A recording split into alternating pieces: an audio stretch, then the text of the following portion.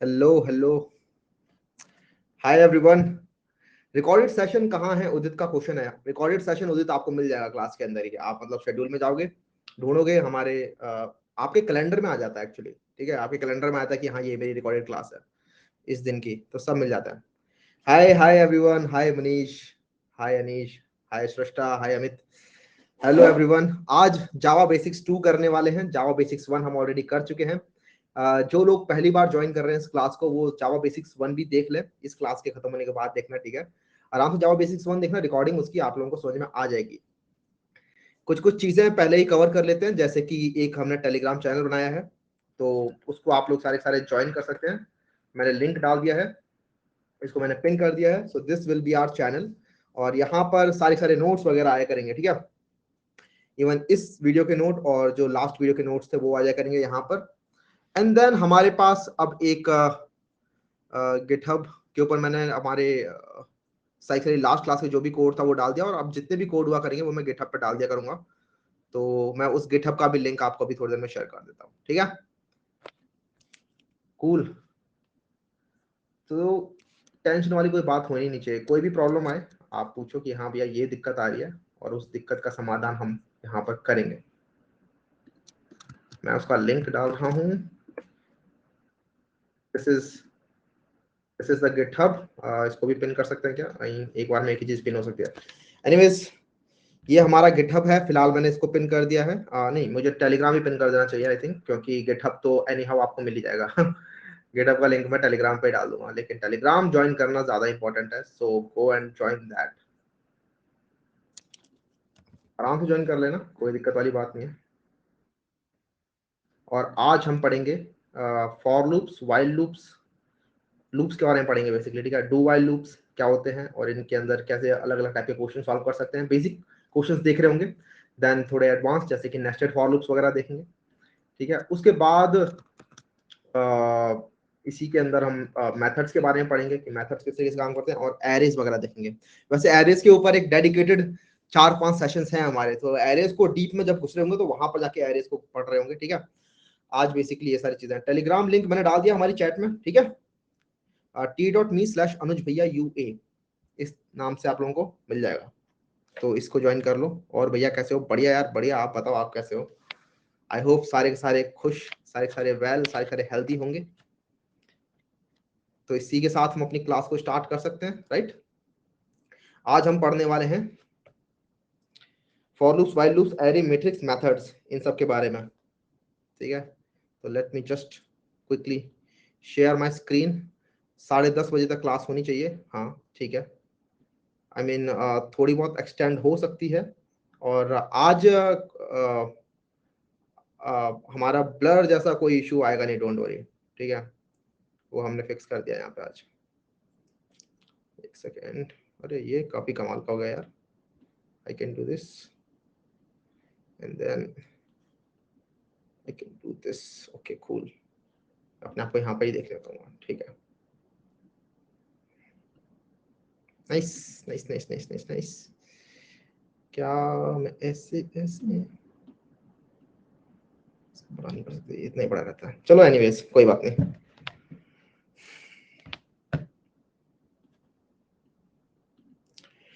ठीक है। लूप्स का काम क्या होता है? लूप्स का काम क्या होता है? लूप्स का काम बेसिकली होता है, भैया वेबसाइट पर नहीं दिखते प्री रिकॉर्डेड लेक्चर? नहीं दिखते हैं यार वेबसाइट पर प्री रिकॉर्डेड लेक्चर, क्या बात कर रहे हो? मैंने यहाँ पर अकाउंट ले रखा अपना, और इवन वेबसाइट पर नहीं दिख सकते, ऐप के अंदर दिख सकते हैं, लेकिन मुझे लग रहा है वेबसाइट पर पक्का दिखते हैं। अगर कुछ इशू आता है ना इस तरीके का कि भैया यहाँ कुछ हो रहा है, यहाँ कुछ नहीं दिख रहा, तो उसके लिए यार हमारे हेल्पलाइन नंबर्स भी हैं, उन पर भी जाके आप लोग कॉल कर सकते हो, वो भी आप लोगों की हेल्प करने के लिए रेडी है वहाँ पे, ठीक है? आवाज वगैरह सब बढ़िया, ठीक है? लूप्स के बारे में पढ़ने वाले हैं। तो बेसिकली होता क्या, प्रोग्रामिंग के अंदर जैसे मैंने आपको बोल दिया चलो अपना नाम लिखो, कोड करके अपना नाम लिखो, तो हम सबको पता है भैया system.out.println करके हम अपना नाम प्रिंट कर सकते हैं। मैं बोलूंगा बहुत ही अच्छी बात है, ठीक है? कि आप अपना नाम प्रिंट कर पा रहे हो, आपको पता चले किस तरीके से नाम प्रिंट कर सकते हैं। अब मैं बोलूंगा कि ऐसा करो, अपना नाम 2 बार प्रिंट करो, ठीक है? एक बार मैं एक पैकेज बनाता हूँ यहाँ पर, जावा बेसिक्स 2। पैकेज का नाम बनाते टाइम हमेशा याद रखना है कि पैकेज के अंदर भी जो फर्स्ट लेटर होगा वो स्मॉल केस रखना चाहिए। इट्स अ कन्वेंशन, मतलब अगर आप कैपिटल भी रखोगे तो वो बनाने देगा आपको, कोई दिक्कत वाली बात नहीं है, ठीक है? बट यहाँ पे देखो discourage package name. By convention package name usually start with the lower case letter.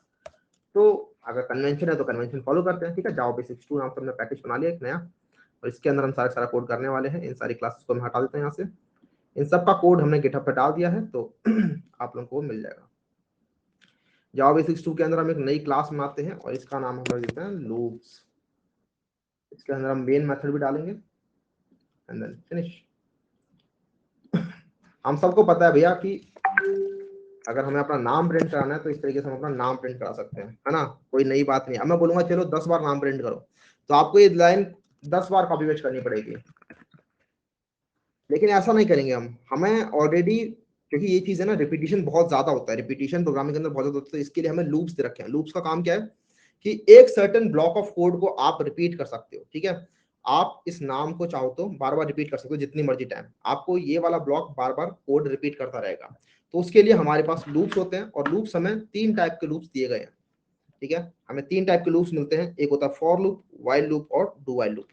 ये 3 टाइप के हमारे पास लूप होते हैं। कमेंट देख लेते हैं।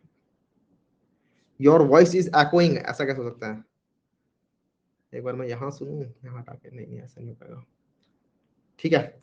फॉर ईच, हाँ फॉर ईच भी देखेंगे, फॉर ईच भी देख लेंगे, ठीक है। हम एरेज में घुसेंगे तो फॉर ईच लूप भी देख लेंगे। Don't worry, voice is clear, काफी लोगों को क्लियर है।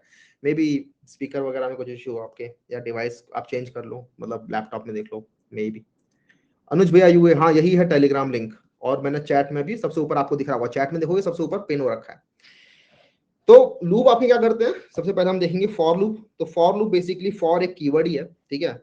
और फॉर लूप जो होता है वो आपके कोड को certain number of times run करने के काम में आता है। आपको अपने कोड को अगर 5 बार रन करना है, 10 बार रन करना है, 20 बार रन करना है एक सर्टेन कोड ब्लॉक को, तो उसके काम में आता है। तो उसकी स्टेटमेंट कुछ इस तरीके से होती है, उसका सिंटेक्स कुछ इस तरीके से होता है कि 2 सेमीकोलन आते हैं, ठीक है। एक ये सेमीकोलन दिख रहा होगा आपको, एक ये सेमीकोलन दिख रहा होगा, दिख रहा है ना, ये 2 सेमीकोलन आपको दिख रहे होंगे। तो ये 2 सेमीकोलन लगाने एक फॉर के अंदर बहुत जरूरी है। तो फॉर का कुछ इस तरीके का हिसाब किताब होता है कि आपने लिखा फॉर, उसके बाद आपने पैरेंथेसिस में 2 सेमीकोलन लगा दिए, और इस ब्लॉक के अंदर आप जो भी लिखोगे वो फॉर की बॉडी हो जाएगी, ठीक है। इतने में आप जो भी कोड लिखोगे वो बार बार फॉर लूप रिपीट करता रहेगा। अब यहाँ पर 2 सेमीकोलन लग गए तो हमारे पास टोटल 3 सेक्शन बन गए यहाँ पर, राइट। एक सेक्शन ये बना, एक सेक्शन ये बना, और एक सेक्शन ये बना। तो हर सेक्शन का अपना अपना कुछ काम है। आप देख सकते हो पहला सेक्शन है, यहाँ पे लिखा हुआ इनिशियलाइजेशन एक्सप्रेशन, ठीक है, कि ये आपका इनिशियल एक्सप्रेशन करने काम में आता है। आपको अपने लूप को स्टार्ट करना है, तो ये कोड सिर्फ आपका एक बार रन होता है, इतना पार्ट जो होता है वो एक बार रन होता है सिर्फ, कि ठीक है यहाँ से हम स्टार्ट कर रहे हैं अपने लूप को। ये होता है आपका टेस्टिंग एक्सप्रेशन, इसका काम बाद में आता है। तो सबसे पहले काम आता है इसका, और सेकंड नंबर पे काम आता है अपडेट एक्सप्रेशन का, ठीक है। सेकंड नंबर पे काम आता है इसका, और थर्ड एक्सप्रेशन काम आता है बाद में, बीच वाली का बाद में काम आता है। तो आपने अपना लूप इनिशियलाइज कर दिया, उसके बाद आपकी बॉडी चलेगी लूप की, ठीक है। लूप चलना स्टार्ट हो जाएगा, आपका सिर्फ 1 एग्जीक्यूट हुआ है। जैसे आपका पूरा का पूरा लूप खत्म हो जाएगा, वैसे आपकी अपडेट एक्सप्रेशन चलेगी, और जो भी अपडेट करना होगा वो काम होगा। और अपडेट होने के बाद आपका टेस्ट किया जाएगा कि क्या अभी भी लूप को दोबारा और चलाना है, लूप को और आगे बढ़ाना है। अगर बढ़ाना हुआ तो ये टेस्ट एक्सप्रेशन जो है इधर ट्रू या फॉल्स वैल्यू रिटर्न करती है। अगर ट्रू है तो मतलब लूप को थोड़ा और चलाना है, एक इटरेशन और चलानी है। इसको ठीक से समझेंगे अपने कोड के अंदर एक बार। अभी अगर समझ में नहीं आया तो अब समझ में आ जाएगा। तो फॉर लूप बनाने का तरीका क्या था, मैंने बताया आपको। फॉर लिख के आपने पैरेंथेसिस लगाए, और यहाँ आपके कर्ली ब्रेसेस के अंदर आपका कोड रहने वाला है, ठीक है। तो इसके अंदर हम 2 सेमीकोलन लगाएंगे, एक सेमीकोलन, दो सेमीकोलन, और इनके अंदर ही हमारा सारा सारा काम होने वाला है। तो हमारे पास 3 सेक्शन बन गए। तो हम क्या करेंगे, एक इस लूप को 10 बार चलाना है ना, तो हम क्या करेंगे, एक वेरिएबल लेंगे और उसको हम 10 बार इंक्रीमेंट करते रहेंगे, और वहां से भी हम लूप को 10 बार चला सकते हैं। और ये कन्वेंशन बहुत ही ज्यादा नॉर्मल है, सबसे ज्यादा वाइडली यूज्ड आपकी कन्वेंशन है कि आप लोग एक इंट वेरिएबल को लेते हो, उसको उतनी बार इंक्रीमेंट करते रहते हो, और इससे आप लोगों का लूप जो है वो उतनी बार चल जाता है। तो यहाँ पे एक इंट वेरिएबल बनाता हूँ। वेरिएबल हमने पढ़ा था लास्ट क्लास के अंदर, राइट, कि इंट आई, और इस तरीके से हम अपने वेरिएबल को इनिशियलाइज कर लेंगे कि मेरा जो वेरिएबल है ये मैंने 1 से इनिशियलाइज कर दिया है। अब अगला अगला क्या करेंगे, जब लूप हमारा खत्म हुआ करेगा, जब भी फॉर लूप खत्म होगा, तो हम अपने आई को बढ़ा दिया करेंगे, तो आई इक्वल्स टू आई प्लस 1, ठीक है। सेकंड नंबर पे ये चीज रन होती है, याद आ रहा होगा आपको। और बीच वाला पार्ट आपका सबसे लास्ट में टेस्ट होगा। सबसे लास्ट में हम क्या करेंगे कि हमें लूप 10 बार चलाना है, राइट। तो हम चेक करेंगे कि आई अगर लेस देन इक्वल टू 10 है, तब भी आप इस लूप के अंदर जा सकते हो। तो मैंने यहाँ पर तीनों सेक्शन भर दिए हैं। ये आपका इनिशियलाइजेशन वाला पार्ट था, ये आपका इंक्रीमेंट वाला पार्ट था, अपडेट वाला पार्ट था, और ये आपका चेकिंग वाला पार्ट है। क्लियर? इतना इतना क्लियर? किसी को यहां पर कोई दिक्कत? टेलीग्राम में अभी भी घुसे हो गया यार, टेलीग्राम बाद में देख लेना, ठीक है। t.me/अनुज भैया यूए, अनुज भैया यूए, ऊपर लिंक चैट में मैंने पिन कर रखा है। एक दूसरे की हेल्प कर दो यार, किसी को अगर दिक्कत हो रही है तो, ठीक है। ओके ओके, अब हम क्या करेंगे, अपना उस कोड को लिखेंगे जो हमें रिपीट करवाना है। तो मैं इसको लिखाऊंगा कमांड एक्स, और इसको मैं यहाँ पे पेस्ट कर दिया। तो ये हमारा छोटा सा फॉर लूप हो गया, और यही होता है फॉर लूप, ठीक है। बार बार यही चीज आप रिपीट करते रहते हो, और लोग कंफ्यूज होते रहते हैं कि लूप, भाई लूप तो बड़ी मुश्किल चीज है। इसको रन करते हैं, देखो आपका जो नाम है वो 10 बार प्रिंट हो रहा है, देखो, राइट। यहाँ पे अनुज आपका 10 बार प्रिंट होगा। ये 10 बार क्यों चला, तो अब जरा समझ लेते हैं अच्छे से, जैसे कि फॉर लूप एकदम दिमाग में घुस जाए अच्छे से। तो बेसिकली वो कह रहा है, आप गए इस फॉर लूप में, i इक्वल्स टू 1 किया आपने, ठीक है। तो i इक्वल्स टू 1 किया, और उसके बाद आप लूप में चले गए। आपने ये दोनों चीजें कुछ नहीं देखी उस टाइम पर जब आप लूप में गए, ठीक है। आई मीन ये वाली चीज देखोगे i is less then 10, sorry, मैंने यहाँ पर गलत लिख दिया, फिर मैं वापिस आता हूँ, जोश जोश में गलत लिख दिया मैंने। यहाँ पर 2 आएगा और यहाँ पर 3 आएगा। इस बात को दोबारा से अपडेट कर लेना अपने दिमाग में, पहले initial expression, then test expression, उसके बाद अपडेट एक्सप्रेशन, ठीक है। कि आपने पहले अपने आई को इंक्रीमेंट कर दिया, और सॉरी आई को इनिशियलाइज कर दिया, उसके बाद आप टेस्ट करोगे आई को, उसके बाद लास्ट में आप अपडेट करोगे। लूप में घुसने से पहले हमेशा टेस्ट एक्सप्रेशन कैलकुलेट की जाती है। तो ये चीज अपडेट कर लेना, ओके, ये चीज अपडेट कर लेना। किसको कोई दिक्कत यहाँ पे? ठीक है, चलो। तो हमारा आई इक्वल्स टू 1 हुआ। उसके बाद हमने चेक किया कि आई लेस देन 10 के बराबर है, तो अभी तो हमारा आई 1 के बराबर है, तो हाँ आई लेस देन 10 है, तो ये एक्सप्रेशन ने हमें ट्रू रिटर्न दिया। तो ट्रू दिया, तो इसीलिए हम लूप में घुस जाएंगे, लूप में घुस जाएंगे, और हमने अपना काम किया, तो लूप ने अपना काम किया, अनुज प्रिंट कर दिया। उसके बाद जब लूप खत्म हुआ, तो ये अपडेट वाली एक्सप्रेशन कॉल हुई, उसने क्या किया, आई इक्वल्स टू आई प्लस 1। अच्छा, इस चीज को हम इससे भी अपडेट कर सकते हैं, ये मैंने बताया था आपको, असाइनमेंट ऑपरेटर था ये भी एक, है ना। आई प्लस इक्वल टू 1 या फिर आई इक्वल्स टू आई प्लस 1 एक ही बात होती है, इसमें किसी को कोई डाउट नहीं होना चाहिए। या फिर आप आई प्लस प्लस भी लिख सकते हो, ये इंक्रीमेंट ऑपरेटर था, ठीक है। तीनों चीजें एक ही बराबर हैं, तीनों चीजें आप लिख सकते हो, i equal to i plus 1, i plus plus, या फिर i equal to i plus equal to 1, तीनों एक ही बात होती है। तो ये हमने यहाँ पे से अपडेट कर दिया, हमारा लूप चल रहा है। उसके बाद आई हो जाएगा, पहले 1 था आई, अब आई हो जाएगा 2। अब आई 2 हो गया, तो अब दोबारा चेक किया जाएगा लूप में घुसने से पहले, क्या 2 लेस देन 10 है, हाँ 2 लेस देन 10 है, तो एग्जीक्यूट करो। फिर आई अगला, फिर इंक्रीमेंट होगा, आई हो जाएगा 3, क्या 3 लेस देन 10 है, हाँ 3 लेस देन 10 है। इस तरीके से चलता रहेगा जब तक आई 10 नहीं होता। जैसे आई 10 होगा तो चेक किया जाएगा, 10 लेस देन 10 है, लेस देन इक्वल टू 10 है, हाँ 10 लेस देन इक्वल टू 10 है, बिल्कुल सही बात है भाई। तो ये वाली कंडीशन अभी भी ट्रू हुई, हमने प्रिंट कर दिया अनुज। लेकिन अब जब एग्जीक्यूट होगा ये, तो हो जाएगा आई 11, 10 प्लस 1 11 हो जाएगा। क्या 11 लेस देन इक्वल टू 10 है? नहीं, ऐसा नहीं है, तो ये लूप में से बाहर निकल जाएगा, ठीक है। जब तक ये कंडीशन ट्रू रिटर्न हो रही है, तब तक आपका लूप चलता है। जब जैसे ये कंडीशन फॉल्स हो जाती है, आपका लूप से बाहर आ जाते हो। How can we run this loop unlimited times, ये क्वेश्चन है मलय का, तो काफी अच्छा क्वेश्चन है। तो अगर आप यहां से एक्सप्रेशन हटा दोगे, 2-3 तरीके हैं, आप यहां से एक्सप्रेशन हटा दो, ठीक है, कि मैं चेक ही नहीं कर रहा कि ये लूप में कब जाना है, ये मैं चेक ही नहीं कर रहा, तो बाय डिफॉल्ट आप लूप में जाते ही रहोगे, राइट। इसको हम रन करते हैं, तो आपका लूप जो है वो इन्फिनिटली चलता रहेगा। देखो यहाँ पे अनुज जो है वो बार बार प्रिंट हो रहा है, मतलब आपको फ्लिकर होता हुआ दिख रहा होगा अनुज, राइट। और आप यहाँ भी देख सकते हो रेड रेड कलर का ये बता रहा है कि आपका प्रोग्राम इज अंडर एग्जीक्यूशन। तो एक तो ये तरीका है, ठीक है। एक तरीका क्या है कि आप कर दो, इस एक्सप्रेशन को थोड़ा उल्टा सीधा लिख दो, राइट। आई इक्वल्स टू 1 और आई ग्रेटर देन 10, नहीं ग्रेटर देन इक्वल्स टू 1, ये कर दो, तब भी आपका लूप चलेगा, राइट। क्योंकि यहाँ बेसिकली ये स्टेटमेंट ट्रू दे रही है, ये स्टेटमेंट ट्रू देती रहेगी, तो आपका लूप इन्फिनिटली टाइम चलता रहेगा। ये एक्सप्रेशन अगर ट्रू देती रहे, तो लूप चलता रहेगा। तो यहाँ पर आप देखो आई 1 है और आई ग्रेटर देन इक्वल टू 1, ये कंडीशन हमेशा ट्रू रहेगी, क्योंकि आप ये तो बढ़ा रहे हो, लेकिन 2 हो जाएगा तब भी ट्रू है, 3 हो जाएगा तब भी ट्रू है, 4 हो जाएगा तब भी ट्रू है। तो मैंने इसको बंद कर दिया लूप को, है ना। इस कंसोल को भी मैं उठा देता हूँ, तो आप दोबारा देखोगे तो अभी भी लूप चलता रह रहा है इनफाइनाइट टाइम। तो इस तरीके से आप लोग इनफाइनाइट टाइम चला सकते हो। टर्मिनेट करने के लिए यहाँ पर एक्लिप्स ने आपको रेड बटन दे रखा है, ये रेड बटन दिख रहा है ना आपको, इस रेड बटन को क्लिक कर दो, ये आपका लूप ब्रेक हो जाएगा यहाँ पर। एक ये तरीका हो गया, ठीक है। या फिर आप यहाँ पे आई प्लस प्लस करो ही मत, ठीक है, ये लिखना भूल जाओ आप, थर्ड चीज। तो आपका आई कभी भी प्लस प्लस होगा ही नहीं, आई प्लस प्लस नहीं होगा तो आई हमेशा 1 के बराबर ही रहेगा। अब आई हमेशा 1 रहेगा तो आप चलाओ इसको दोबारा से, चलता रहेगा इनफाइनाइट टाइम, क्योंकि ये कंडीशन जो है हमेशा ट्रू आ रही है, बीच वाली कंडीशन। तो इस तरीके से आपका लूप इनफाइनाइट टाइम चला। लेकिन देखो, इनफाइनाइट टाइम चलाना हमेशा बेवकूफी होती है। आप कभी भी नहीं चाहते कि आपका कोड जो है ऐसे इनफाइनाइट टाइम चलता रहे, क्योंकि आपके यहाँ पर जैसे आईओ ऑपरेशन हो रहा है, राइट, इनपुट आउटपुट ऑपरेशन हो रहा है, तो ये आपका बार बार होता रहेगा। तो इसीलिए हम चाहते हैं कि हमारा लूप जो हो वो किसी ना कंडीशन के बाद आके ब्रेक हो ही जाए। तो इसलिए हम कभी भी इनफाइनाइट लूप नहीं लगाते। तो ये हमारा लूप हो गया, आप लोगों को समझ में आ गया होगा। एक बार जरा मैं फ्लो कंट्रोल से समझाता हूँ किस तरीके से हमारा लूप काम करता है। वैसे हमें समझ में आ ही गया है, लेकिन फ्लो कंट्रोल देखते हैं किस तरीके का होता है लूप का। तो आप लोगों की पहले इनिशियलाइजेशन एक्सप्रेशन होती है जो हमने लिखी थी कि i इक्वल्स टू 1, ठीक है, ये हमारी इनिशियलाइजेशन एक्सप्रेशन थी। उसके बाद हम टेस्ट कंडीशन में आए, हमारी जो सेकंड कंडीशन है, राइट, ये वाली चीज जो है वो टेस्ट कंडीशन है, ये सेकंड चीज। तो हमने इसमें चेक किया क्या ये रिटर्न कर रहा है ट्रू। अगर ये ट्रू रिटर्न कर रहा है तो हम लूप में जा रहे हैं, ठीक है।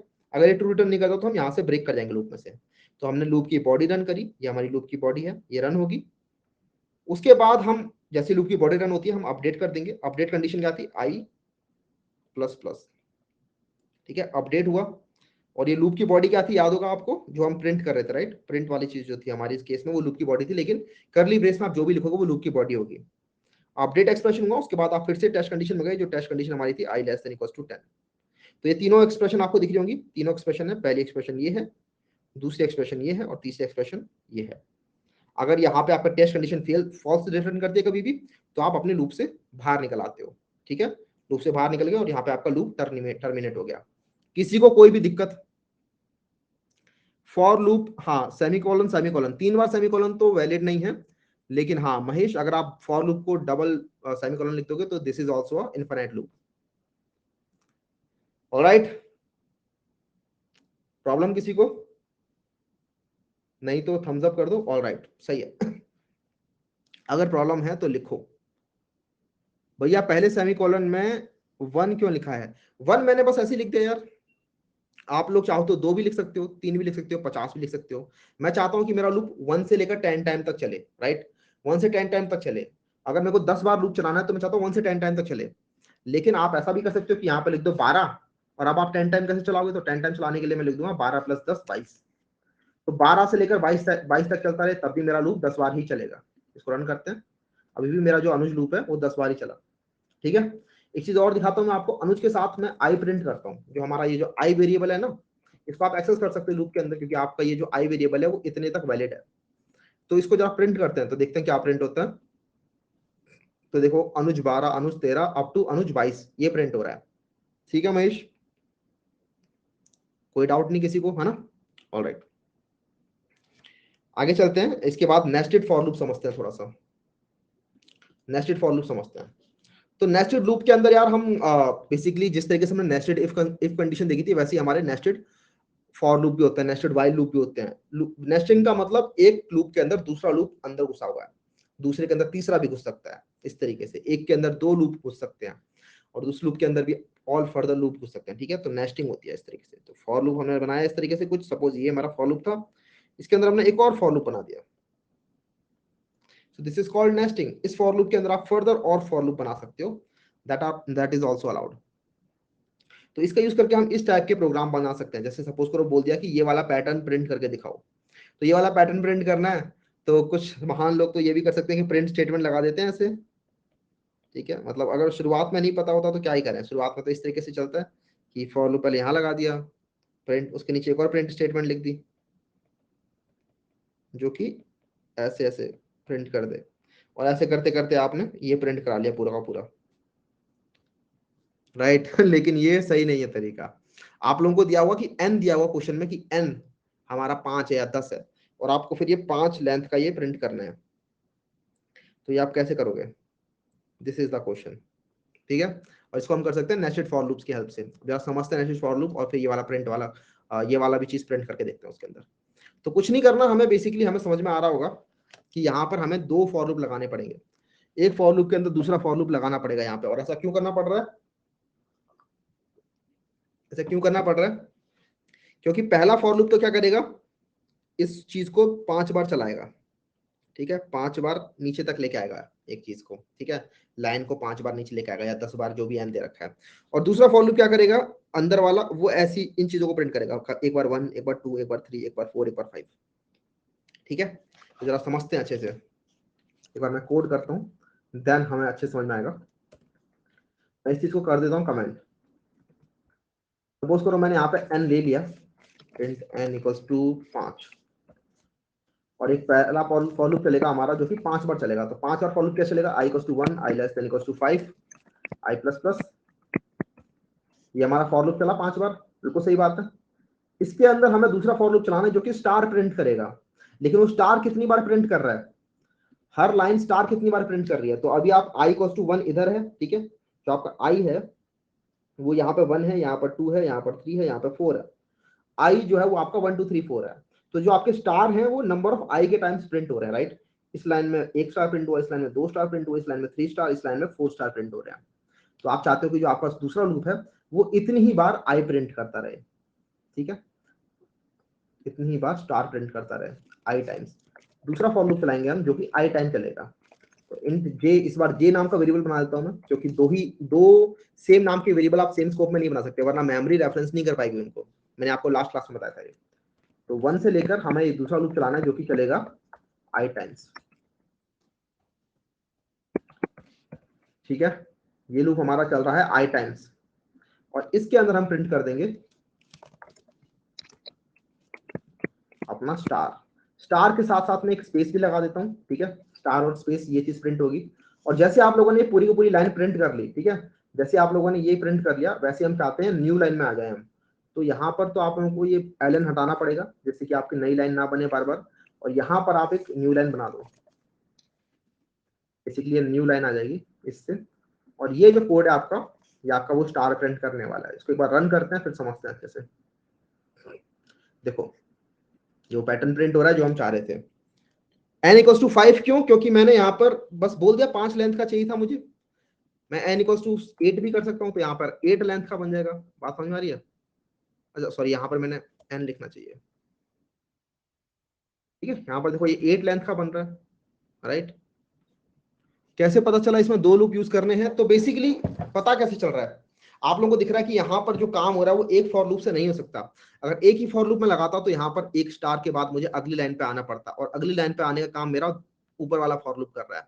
ये बात समझ में आ रही है। मेरे को अगली लाइन में भी तो आना है, और फिर उसी अगली लाइन में दोबारा से सेम काम हो रहा है, स्टार स्टार प्रिंट करने हैं, फिर अगली लाइन में आके फिर स्टार स्टार प्रिंट करने हैं। तो ये स्टार प्रिंट करने वाला काम एक ब्लॉक कर सकता है, ठीक है, ये स्टार प्रिंट करने वाला काम एक ब्लॉक कर सकता है, और वो ब्लॉक जो है वो अपना काम करता रहेगा, लेकिन न्यू लाइन में आने वाला काम दूसरा ब्लॉक कर रहा होगा, और वो उतने ही नंबर ऑफ टाइम्स इसी काम को एग्जीक्यूट कर देगा।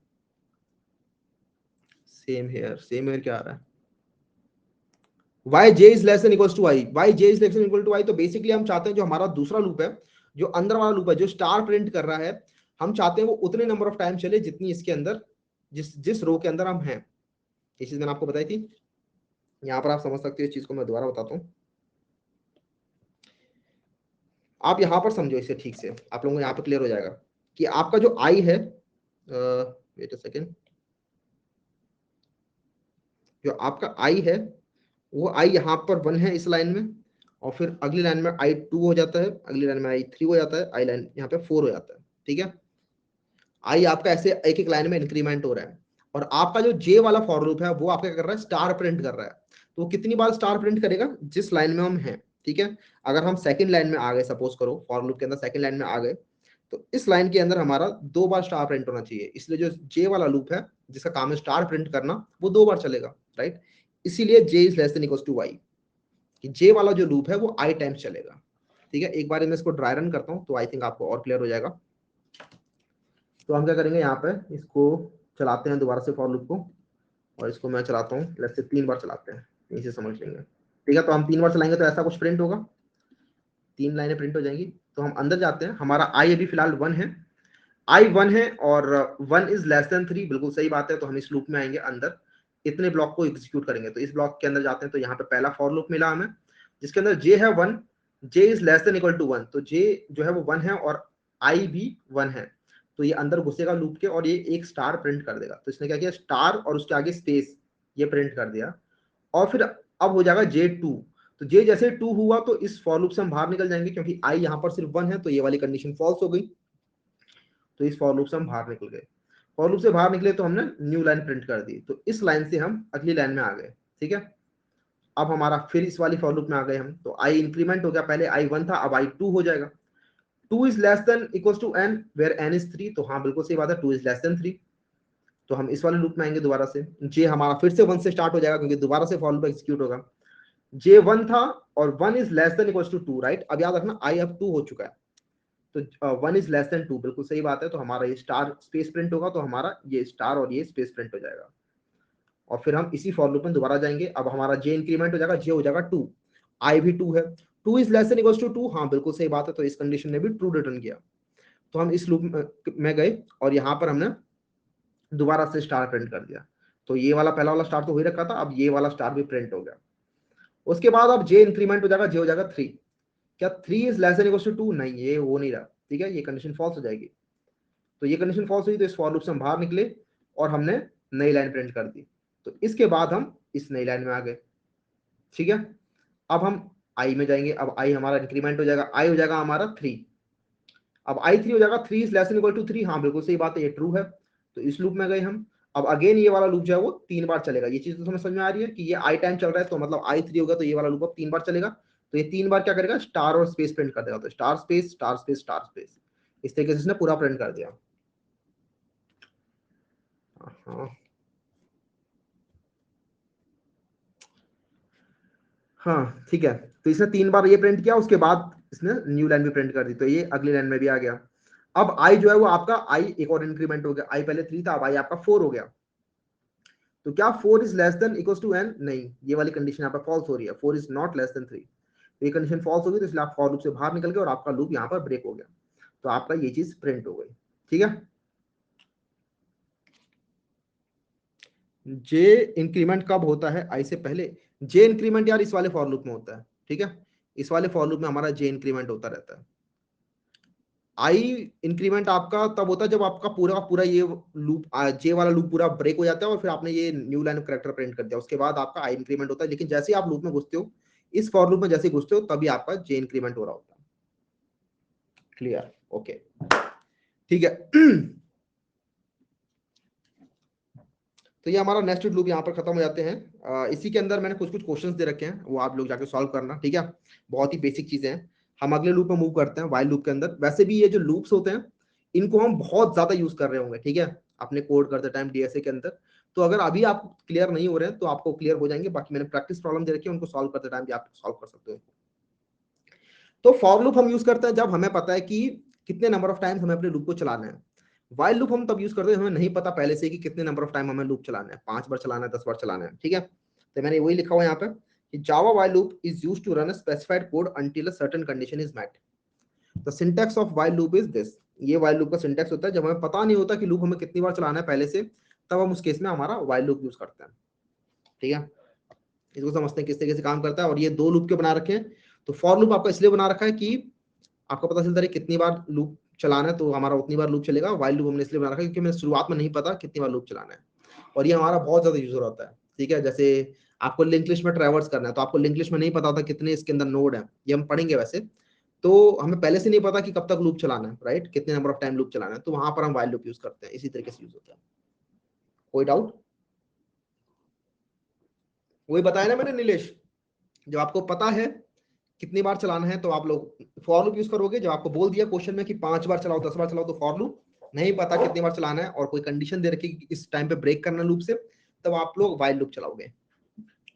Got it? नोट्स वंशिता, आपको ये वाले जो नोट्स है जो मैं लिख रहा हूँ ना, ये वाले नोट्स मैं अपने टेलीग्राम चैनल पर डाल दूंगा। ठीक है, हमारा टेलीग्राम चैनल है, इसका लिंक आपको चैट में सबसे ऊपर दिख रहा होगा। टेलीग्राम चैनल को जाके सबके सब ज्वाइन कर लें। टेलीग्राम का चैनल का लिंक मैंने डाल रखा है, और ये मैं नोट्स में भी मतलब नोट्स वहां पे हमारे मिल जाया करेंगे। ठीक है, गिटहब लिंक भी मैं आप उधर ही डाल दूंगा, डोंट वरी। गिटहब लिंक भी वो सारा सारा वहीं मिल जाएगा आपको। इसको हम देखते हैं, वाइल लूप को देखते हैं। ठीक है, तो सपोज करो एक कंडीशन है। पहले तो मैं वाइल लूप को तभी आपको चला के दिखाता हूँ जब आपको फॉर लूप चलाना है। ठीक है, जिस तरीके से फॉर लूप चलाता हूँ उसी तरीके से वाइल लूप चला के दिखाता हूँ, जिससे आपको समझ में आएगा कि हाँ, ये तो सिमिलर ही चीज हो गई।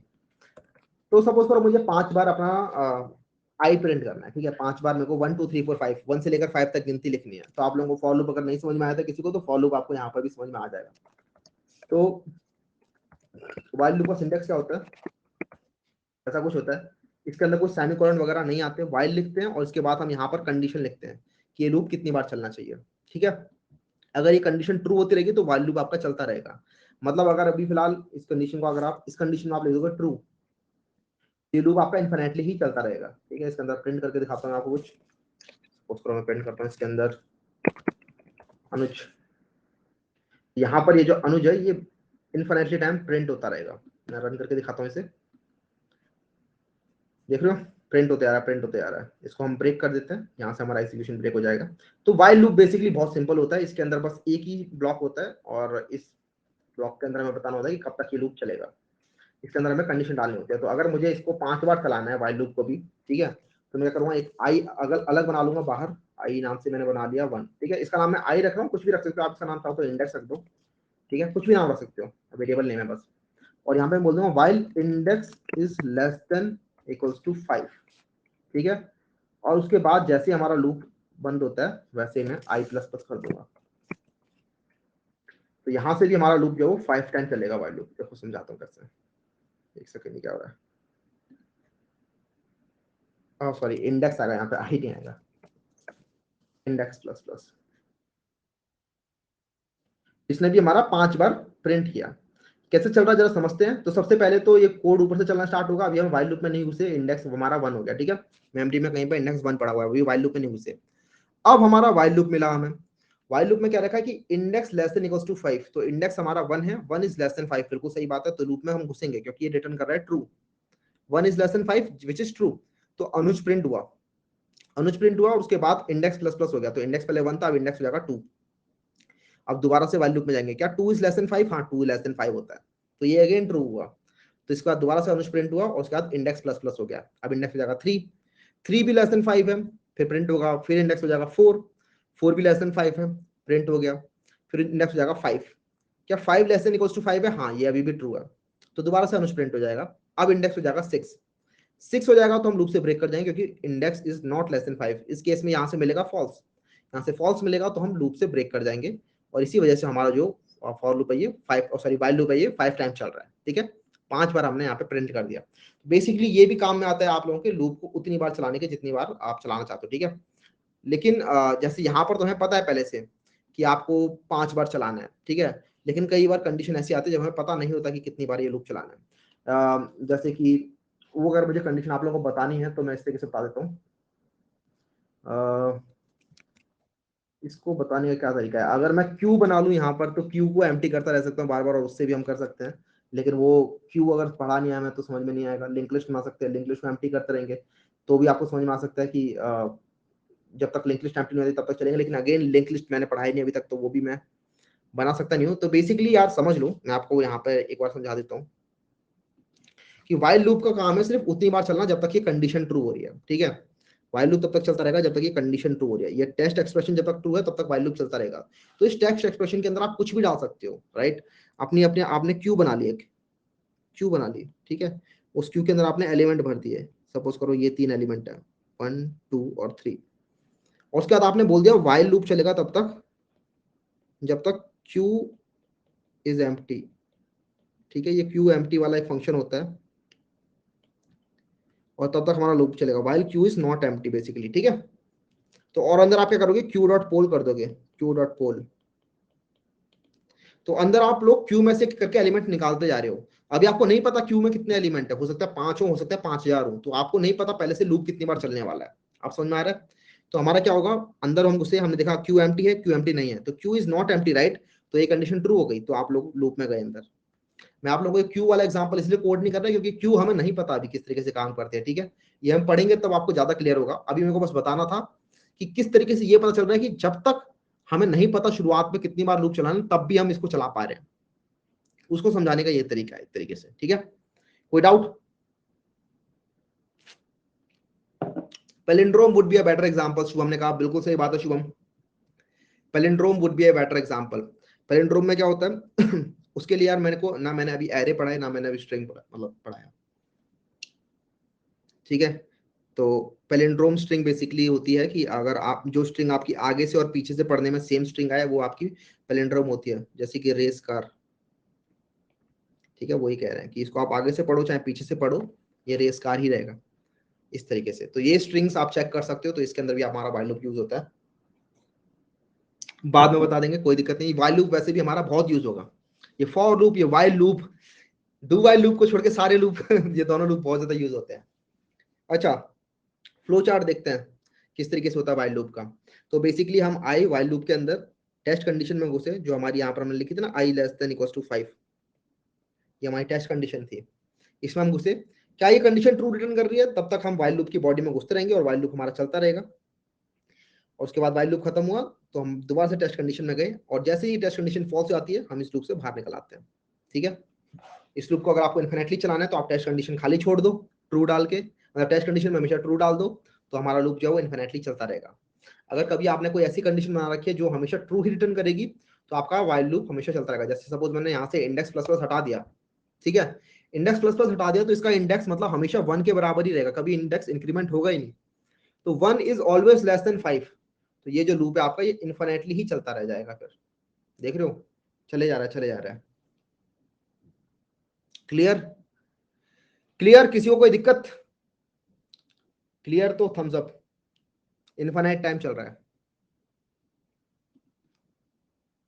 ऑलराइट, फ्लो चार्ट में अपडेट कंडीशन कहाँ है? अपडेट कंडीशन नहीं है फ्लो चार्ट में, व्हाइल लूप के अंदर कोई अपडेट कंडीशन नहीं होती।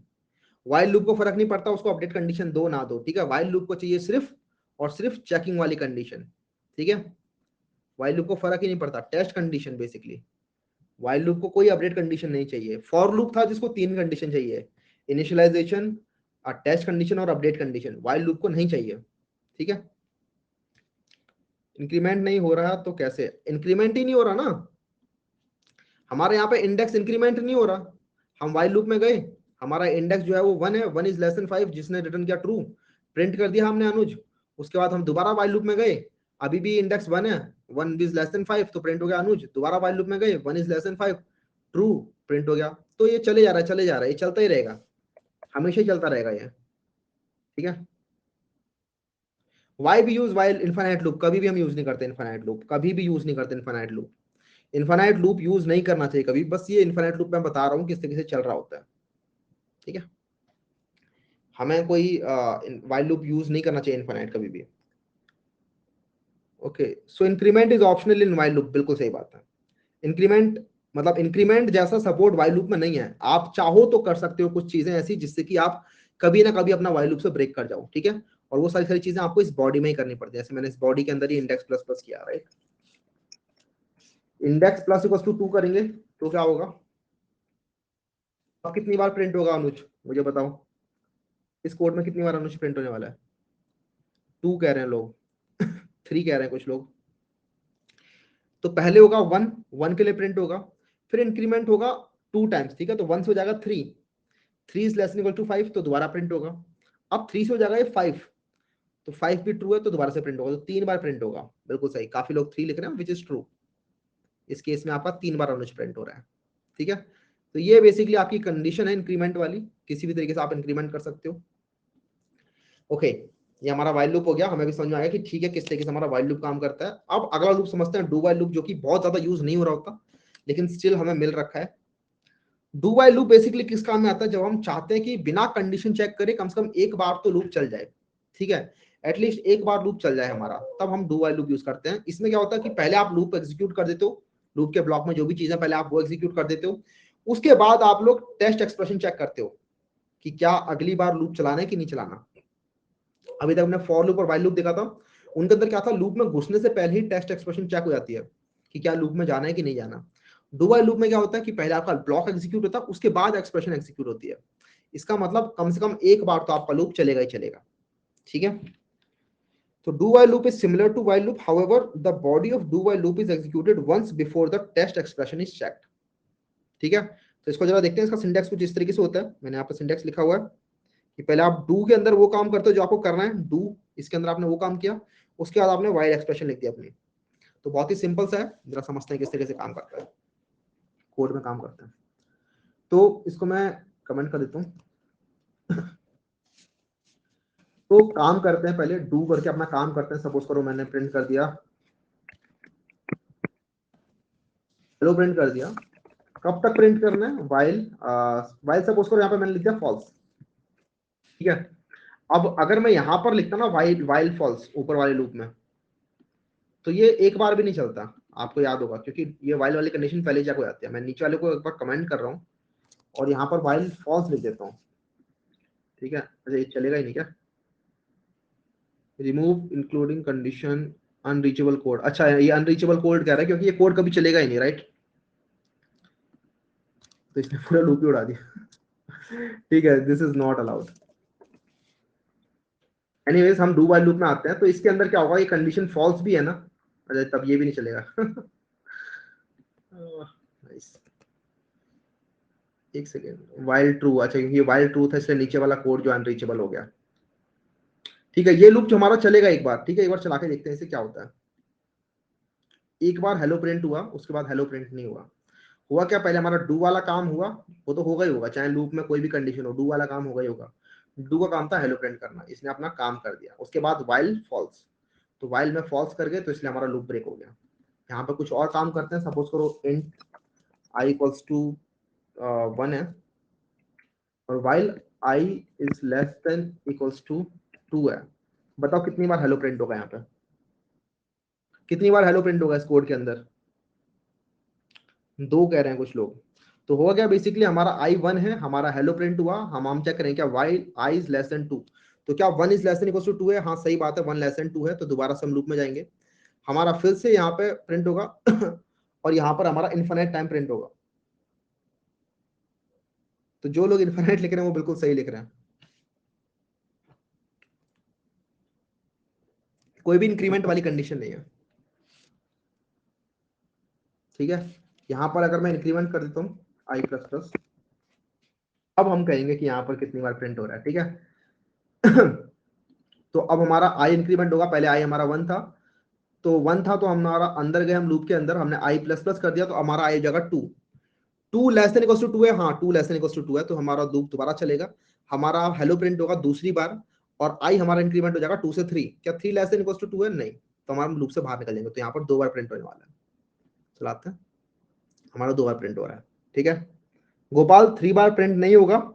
मोहम्मद मजा आ गया, बहुत ही बढ़िया, ठीक है। आपको इसके अंदर भी बताना पड़ेगा, आपको इसके अंदर भी इंक्रीमेंट कंडीशन डालनी पड़ेगी, कब आपको लूप से बाहर निकलना है, ठीक है। मतलब कब आपको इसमें चीजें इंक्रीमेंट करनी है, सो दैट वाइल वाली कंडीशन कभी ना कभी तो ट्रू हो और कभी ना कभी फॉल्स हो, जिससे आप लूप से बाहर निकल पाओ। अदरवाइज ये हमेशा ट्रू रह जाएगी, तो आप लोगों का इनफाइनाइट टाइम लूप चलता रहेगा, ठीक है। तो डू वाइल लूप काम में आता है आपका तब जब आपको एटलीस्ट एक बार यूज करना हो, एक बार एटलीस्ट चलाना हो बिना चेक किए कि फाइल की कंडीशन क्या है, तो इसलिए हम यूज करते हैं।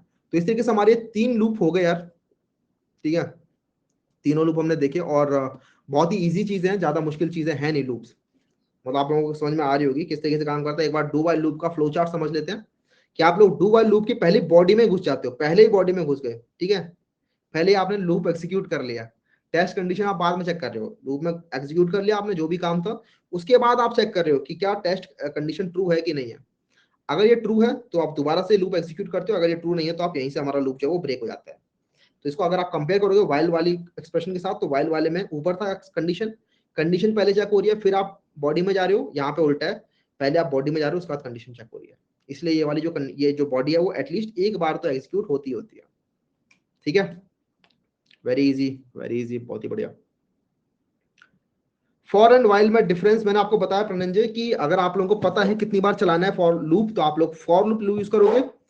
अदरवाइज अगर आपको नहीं पता कितनी बार चलाना है तो आप लोग वाइल लूप यूज करोगे। बस यही यही एक डिफरेंस है, इसके अलावा कोई डिफरेंस नहीं है।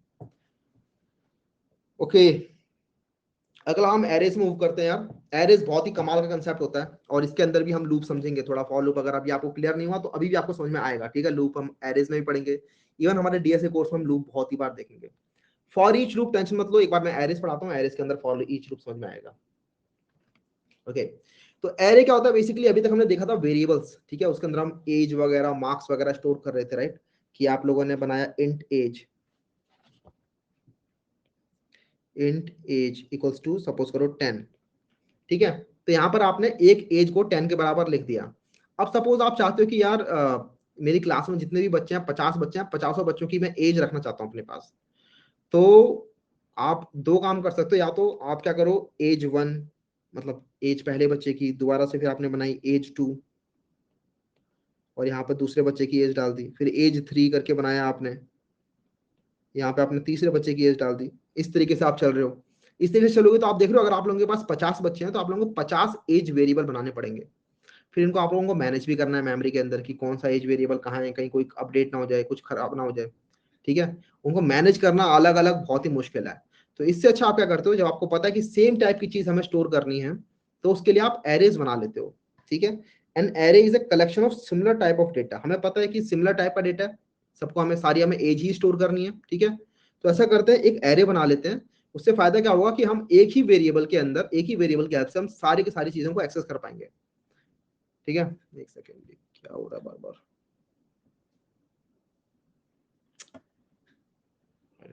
ठीक है। For example, if we want to store the name of 100 people, then we can create an array of the string type that can store 100 names.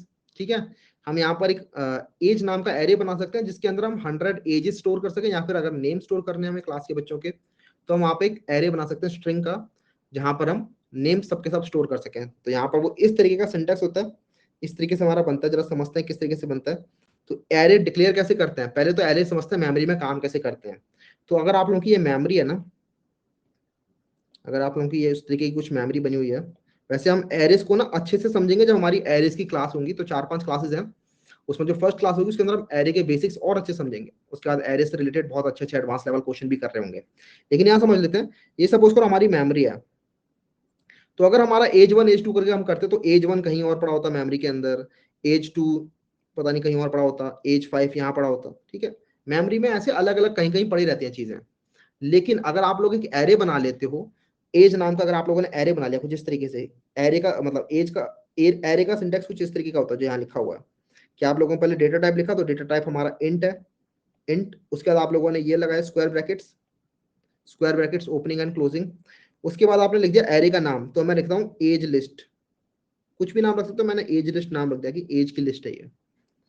उसके बाद हम इस तरीके से डिक्लेयर इनिशियलाइज कर सकते हैं, बता सकते हैं कितने हमें एजेस चाहिए। ठीक है, कितने हम एज स्टोर करने वाले हैं। एरे के अंदर खास बात यह कि आपको पहले से ही बताना पड़ता है कि कितने साइज का एरे बनेगा। एरे के अंदर ये एक रिस्ट्रिक्शन है, आपको पहले ही पता होना चाहिए कि कितने साइज का एरे आपको बनाना है। अगर आपको पता नहीं आपकी क्लास में कितने बच्चे हैं, तो मतलब जैसे आपको लगता है कि यार हो सकता है क्लास में 100 बच्चे भी हो जाए, हो सकता है 150, लेकिन 200 से ऊपर बच्चे कभी नहीं होंगे। तो आपको उस टाइम पर 200 नंबर्स का, 200 साइज का एरे बना के चलना पड़ेगा। ठीक है, थोड़ा बचने के लिए आप 250 साइज का एरे भी बना सकते हो, लेकिन इतना याद रखो, एक बार आपने एरे बना लिया उतने साइज का, तो उसके बाद आप बाद में उस एरे के साइज को इंक्रीज नहीं कर सकते जावा के अंदर। तो आपको पहले से पता होना चाहिए। तो age new age list equals to new, उसके बाद डेटा टाइप इंट, और इसके अंदर आप बता दो कितने साइज का। तो सपोज करो मैं यहाँ पर 10 साइज का बना रहा हूँ। ठीक है, 10 साइज का बना रहा हूँ, तो यहाँ पे होगा क्या, 10 नहीं, यहाँ पे 5 कर देता हूँ मैं, 5 कर देता हूँ। तो यहाँ पे होगा क्या कि यहाँ पर एक रेफरेंस मिल जाएगा इस मेमोरी को, एज, कि ये एज लिस्ट है। ठीक है, दिस इज एज लिस्ट। यहाँ से हमारी एज लिस्ट स्टार्ट हो जाएगी। तो पहला एलिमेंट इस जगह पे होगा, दूसरा एलिमेंट इस जगह पे होगा, तीसरा एलिमेंट इस जगह पे, चौथा इस जगह पे, पांचवा इस जगह पे। तो एरे करते क्या है, एरे कॉन्टिगुअस फैशन में, कॉन्टिगुअस मेमोरी में एलोकेट कर देते हैं अपनी चीजों को, कि हमारी जो चीजें होंगी वो कॉन्टिगुअस फैशन में होंगी। यही खास बात होती है इनकी, और इसी की हेल्प से वो एक ही वेरिएबल नेम से किसी भी चीज को एक्सेस कर सकते हैं। अब देखो जरा सपोज करो यहाँ पर वो मेमोरी नंबर है 2000। ठीक है, ये मेमोरी लोकेशन है 2000, और हमें पता है कि जो इंट है वो 4 बाइट का होता है। ठीक है, ये 4 बाइट का इंट है, तो ये भी 4 बाइट का है, ये भी 4 बाइट का है, ये भी 4 बाइट का है, ये भी 4 बाइट का है। सारे इंट के हमें साइज पता है कि 4-4 बाइट के सारे इंट है। तो हमें पता है अगर ये 2000 पे है तो ये 2004 पे होगा दूसरा वाला, अगला वाला 2008 पे होगा, अगला वाला 2012 पे होगा, उसके अगले वाला 2016 पे होगा। तो ये करता क्या है कि जब मुझे चाहिए थर्ड स्टूडेंट, कि मेरे को थर्ड थर्ड स्टूडेंट की एज ला के दो, तो क्या करेगा, ठीक है ये 1 2 3 ये वाला आना चाहिए आपको। ठीक है, तो आप क्या करोगे, थर्ड चाहिए, तो बेसिकली आप यहाँ पे इंडेक्स डिफाइन करते हो, राइट, इंडेक्स डिफाइन करते हो, और इंडेक्स इसके अंदर होते हैं 0 से लेकर n तक जितना साइज है। तो एरे का साइज यहाँ पर अगर 5 है, तो 0 से लेकर 4 तक आपके इंडेक्स होंगे इसके अंदर। ठीक है, एरे की इंडेक्स जो होते हैं वो 0 से स्टार्ट होते हैं, ये याद रखना, कभी भी 1 से स्टार्ट नहीं होती है, एरे की इंडेक्स हमेशा 0 से स्टार्ट होती है। और चलती हैं जब तक इसका एरे का साइज -1 तक चलती है। तो यहाँ पर एरे क्योंकि 5 लेंथ का, इसलिए 0 1 2 3 4 सिर्फ ये इंडेक्स आप लोगों के लिए अवेलेबल है। तो ये वाली जो इंडेक्स होगी मैं यहाँ पे लिख देता हूँ, ये वाली जो पोजीशन है ये 0 पे है, ये वाली पोजीशन 1 पे है, ये वाली पोजीशन 2 पे है, ये 3 पे और ये 4 पे। तो अगर हमें थर्ड स्टूडेंट चाहिए, थर्ड स्टूडेंट, तो वो इंडेक्स हमें मिलेगा सेकंड पे। ठीक है, थर्ड स्टूडेंट हमें सेकंड इंडेक्स पे मिलेगा, जो कि ये वाली पोजीशन है। तो हमें करना क्या है, हमें शुरुआत वाली पोजीशन पता है, वो है 2000। इसके अंदर इंक्रीमेंट कर दो, कितने साइज का ये एरे है, मतलब कितने साइज का इसके अंदर जो डेटा टाइप है वो उसका साइज क्या है, हमें पता है 4 बाइट का है। 4 मल्टीप्लाई बाय कौन सी पोजीशन चाहिए, हमें सेकंड पोजीशन चाहिए। ठीक है, 4 मल्टीप्लाई बाय 2, 0 1 2। तो यहाँ से क्या होगा, 4 दूनी 8 प्लस 2000, 2008 आ गया। तो हम सीधा 2008 वाली जगह पे पहुंच जाएंगे, जो कि ये वाली जगह थी, और यहाँ से रिटर्न कर देंगे। ठीक है, ये वाला एलिमेंट। तो इस तरीके से आप इसके अंदर कोई भी एलिमेंट एक्सेस कर सकते हो, किसी भी एलिमेंट को आप अपडेट कर सकते हो, और इस तरीके से आप कॉन्टिग्यूअस फैशन में स्टोर करने की हेल्प से बहुत सारी लिस्ट को एक ही वेरिएबल के अंदर आप स्टोर करा सकते हो। कोई दिक्कत? 2000 क्या है, ये बेसिकली मैंने यहाँ पर अपने हिसाब से रैंडमली मान लिया है कि ये मेमोरी लोकेशन 2000 है। कोई भी मेमोरी लोकेशन हो सकती है, लेकिन 2000 इज बेस एड्रेस मैंने मान लिया। हाँ बिल्कुल सही। फिर से बताओ, कह रहे हैं कुछ लोग, सुर भी कह रही है, फिर से समझ लेते हैं यार। तो बेसिकली एरे इस तरीके से डिक्लेयर कर जाते हैं, ये समझ में आ गया हमें कि एरे डिक्लेयर करने का ये तरीका होता है। आप लोगों को बताना पड़ता है एरे के अंदर क्या साइज रहने वाला है। तो यहाँ पर मैंने 10 साइज का एरे रखा है, यहाँ पे 5 साइज का एरे रखा है, सॉरी। तो हमने इस तरीके से हमारा एरे बता दिया कि हमारा एरे जो वो 5 साइज का है। तो ये बनाने का तरीका होता है, ये तो सिंटैक्स होता है, ये तो हमें रटना पड़ेगा कि पहले आपने डेटा टाइप लिखा, उसके बाद आप लोगों ने स्क्वायर ब्रैकेट लगाया, उसके बाद आपने नाम बताया उसका क्या नाम रहने वाला है, इक्वल्स टू न्यू करके इस तरीके से हमारा एक एरे बनता है। यहाँ पर आप बताते हो क्या साइज रहने वाला है, राइट साइड में आप बताते हो क्या साइज रहने वाला है। तो मैंने बता दिया 5 साइज का एरे रहने वाला है। तो इसने क्या किया, मेमोरी के अंदर गया, ये किसी भी जगह पे मैंने मान लिया 2000 बेस एड्रेस है, वहां पर जाके इसने एरे बनाना स्टार्ट कर दिया। ठीक है, तो इस पोजीशन पे होगा 0th इंडेक्स, अगली पोजीशन पे होगा सेकंड इंडेक्स, मैं यहाँ पे इस तरीके से मार्क करता हूँ, इस पोजीशन पे होगा 0, इस पोजीशन पे होगा हमारा 1, उसके बाद अगली पोजीशन पे हमारा होगा 2, अगली पोजीशन पे 3, और उसकी अगली पोजीशन पे 4th इंडेक्स होगा, जो मैंने यहाँ पे नीचे लिखी हुई है चीजें। ठीक है, 0 1 2 3 4। और उसके बाद अगर आपको कोई भी इंडेक्स एक्सेस करने है, सपोज आपको सेकंड इंडेक्स एक्सेस करनी थी, जैसे मैंने बताया कि सेकंड इंडेक्स एक्सेस करने की, सेकंड इंडेक्स पे क्या एलिमेंट पड़ा हुआ है, तो उसको एक्सेस करने के लिए अपने आप ही मेमोरी अपने आप संभाल लेती है उस चीज को। ठीक है, एक्सेस किस तरीके से कर पाते हैं मैं बताता हूँ। एक्सेस करने के लिए आपको बस लिखना है एज लिस्ट 2, और ये अपने आप ही आपको एज लिस्ट 2 ला के दे देगी। जो भी सेकंड पोजीशन पे होगा ना, वो अपने आप ही से मिल जाएगा। इंटरनली वो ये वाला फॉर्मूला लगा रहा होता है, इस फॉर्मूले को समझने की जरूरत नहीं है। ठीक है, इंटरनली वो ये वाला फॉर्मूला लगा रहा होता है। ठीक है, एक बार जरा एरे को चला के दिखाते हैं, उसके बाद आप लोगों को और क्लियरली समझ में आया किस तरीके से एरे काम करते हैं। तो एरे बना के देखते हैं पहले तो। लूप्स के अंदर नहीं, इसके अंदर मैं एरेज बनाता हूँ। New class arrays class, arrays class में arrays main.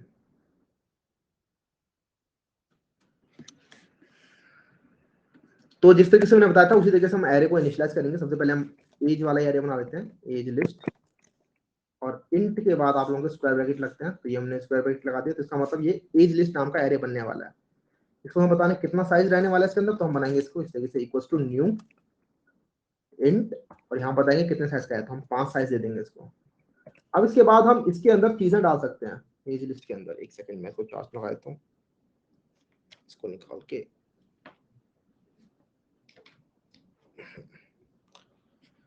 Okay, as list को हम एक्सेस करेंगे इस तरीके से, age list 0 equals to let's say 23, उसके बाद age list 1 equals to let's say 12। इस तरीके से मैं इसे कॉपी पेस्ट कर लेता हूँ। तो हम सारे इंडेक्स के लिए डाल देंगे 0 1 2 3 4 5। क्या मैं 5 के लिए डाल सकता हूँ? क्या मैं 5 के लिए डाल सकता हूँ यहाँ पे? नो, नहीं डाल सकता 5 के लिए। ठीक है, अगर मैं 5 के लिए डालूंगा तो यहाँ पर हमें एक एरर मिलेगा। एरर ये मिलेगा कि आप लोगों ने 5 साइज का एरे बता रखा है कि एरे के अंदर सिर्फ 5 एलिमेंट आ सकते हैं। तो वो 0 से लेकर सिर्फ 4 तक आ सकते हैं, 0 1 2 3 4, ये हो गए 5 आपके टोटल। तो एज 5 लिस्ट आपका डिफाइंड ही नहीं है मेमोरी के अंदर, इसके लिए कोई लोकेशन है ही नहीं मेमोरी में। तो यहाँ पर हमें एक एक्सेप्शन मिलेगा, एरर मिलेगा। बेसिकली एरर थ्रो करने के लिए जावा ने दे रखा है एक्सेप्शन, यहाँ पर एक एक्सेप्शन मिलेगा जिसके अंदर होगा array index out of bound exception. ठीक है, इसको चला के दिखाते हैं एक बार क्या होता है। देखो यहाँ पर एक एक्सेप्शन मिल रही है हमें, array index out of bound exception, और लाइन कौन सी लाइन है, तो जावा एरे मेन जावा चौथा नंबर लाइन में है, ये रही वो 14 नंबर लाइन। तो इस लाइन में एरर आ रहा है। ठीक है, तो ये एरर हमें समझ में आ गया। तो इस वाली चीज को हमें कभी नहीं करना, 0 से लेकर एरे की जो लेंथ है -1 तक, उतने तक ही हमें रखना है। ठीक है, चीज क्लियर हो गई। और इस तरीके से हम चीजों को एक्सेस कर पा रहे हैं। आप चाहो तो किसी भी वैल्यू को अपडेट कर सकते हो कभी भी, कि बाद में आप लोगों ने कभी एज लिस्ट 2 को अपडेट कर दिया, ठीक है, कभी भी किसी चीज को अपडेट कर सकते हो आप लोग, 122 कर दिया, तो इस तरीके से वो बाद में अपडेट हो जाएगा। तो ये इस तरीके से हमारी एज लिस्ट काम करती है। अगर आप चाहते हो कि इनपुट लेना चाहते हो यूजर से कि आप लोग बताओ आपकी एज क्या है, तो एक एक करके बच्चे आएंगे आपके रोल नंबर वाइज, और आप लोगों को एज बताते चलेंगे। ठीक है, तो 5 बच्चे बुलाओगे, आप 5 से आप एज पूछोगे और आप अपने एज लिस्ट वाले फंक्शन में डाल दोगे। तो इसको जरा चला के देखते हैं किस तरीके से ये चीज हो सकती है। तो स्कैनर हमने देखा था पिछली बार इनपुट लेने के लिए, तो स्कैनर यूज करते हैं। Scanner new scanner system dot in. उसके बाद हम फॉर लूप चलाएंगे। एक फॉर लूप हमारा चलेगा 5 बार। स्कैनर को इंपोर्ट करा लेते हैं यार, जावा डॉट यूटिल के अंदर हमें स्कैनर मिलता है, और फॉर लूप चलाएंगे हम 5 बार। तो for int equal i equals to 1 से लेकर i less than equals to 5 I plus plus. अब बोलेगे ठीक है यार, यहाँ पर जो हमारा आई वाला लूप है 5 बार चलेगा, लेकिन अब मैं इसको जब मैं एक बार बताता हूँ आपको, एज लिस्ट को जब मैं एक्सेस कर रहा हूँ ना, एज लिस्ट को, तो मैं चाहता हूँ यहाँ पे एज लिस्ट आई करके मैं एक्सेस कर पाऊँ उसे।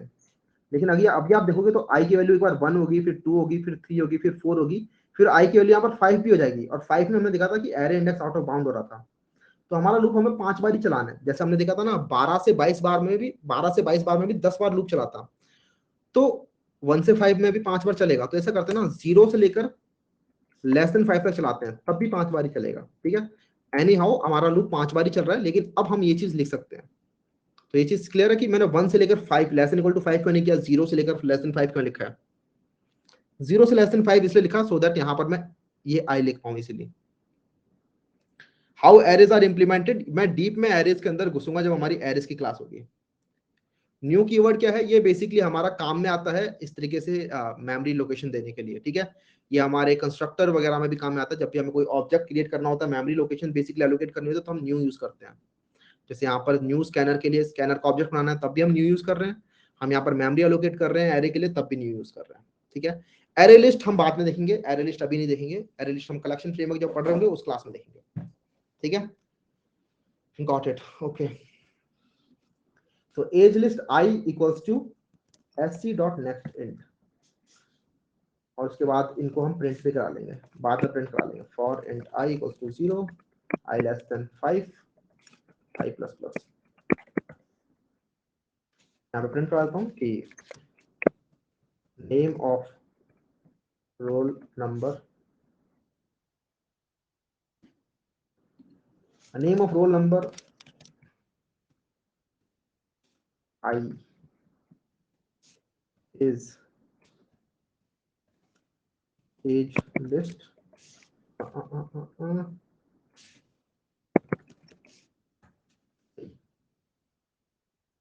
तो चला के देखते हैं क्या है। सॉरी, नेम नहीं, एज ना, age of roll number i is age list i. ठीक है, लेट्स रन दिस। तो हम यहाँ पर 5 चीजें डालेंगे। ठीक है, फॉर लूप हमारा चल रहा है, तो फॉर लूप में हम जाएंगे पहले और यहाँ पर वैल्यू डालेंगे। सपोज करो पहले बंदे को हमने 12 दे दी, उसका दोबारा फॉर लूप में हमारा पूछ रहा है, तो दूसरे को हमने 23 दे दी, 13 दे देते हैं, 24 दे देते हैं और 15 दे देते हैं। हमने एंटर मारा तो हमारा लूप, पहले वाला लूप तो ब्रेक हो गया। ठीक है, ये 5 बार चलाता है, इसने 5 इनपुट मांग ली। उसके बाद हमारा age of roll number 0 is 12, roll number 1, roll number 2, roll number 3, roll number 4। ठीक है, तो यहाँ पर आप बोलोगे भैया रोल नंबर 0 तो हमारी क्लास में होता नहीं, तो ठीक है, उसको संभालने के लिए आप यहाँ पे i+1 लिख सकते हो, लेकिन इसको आप पैरेंथेसिस में लिखना, सो दैट ये पहले i+1 हो, उसके बाद प्रिंट हो। i+1 लिख दोगे तो आपका यहाँ से 0 से नहीं, आपका 1 से स्टार्ट होगा। तो age of roll number 1 is 12, age of roll number 2 is 23, इस तरीके से स्टार्ट हो जाएगा। ठीक है, ये चीजें एक एक इंक्रीमेंट हो जाएंगी उस केस में। एरे लिस्ट वगैरह हम बाद में देखेंगे यार, डोंट वरी।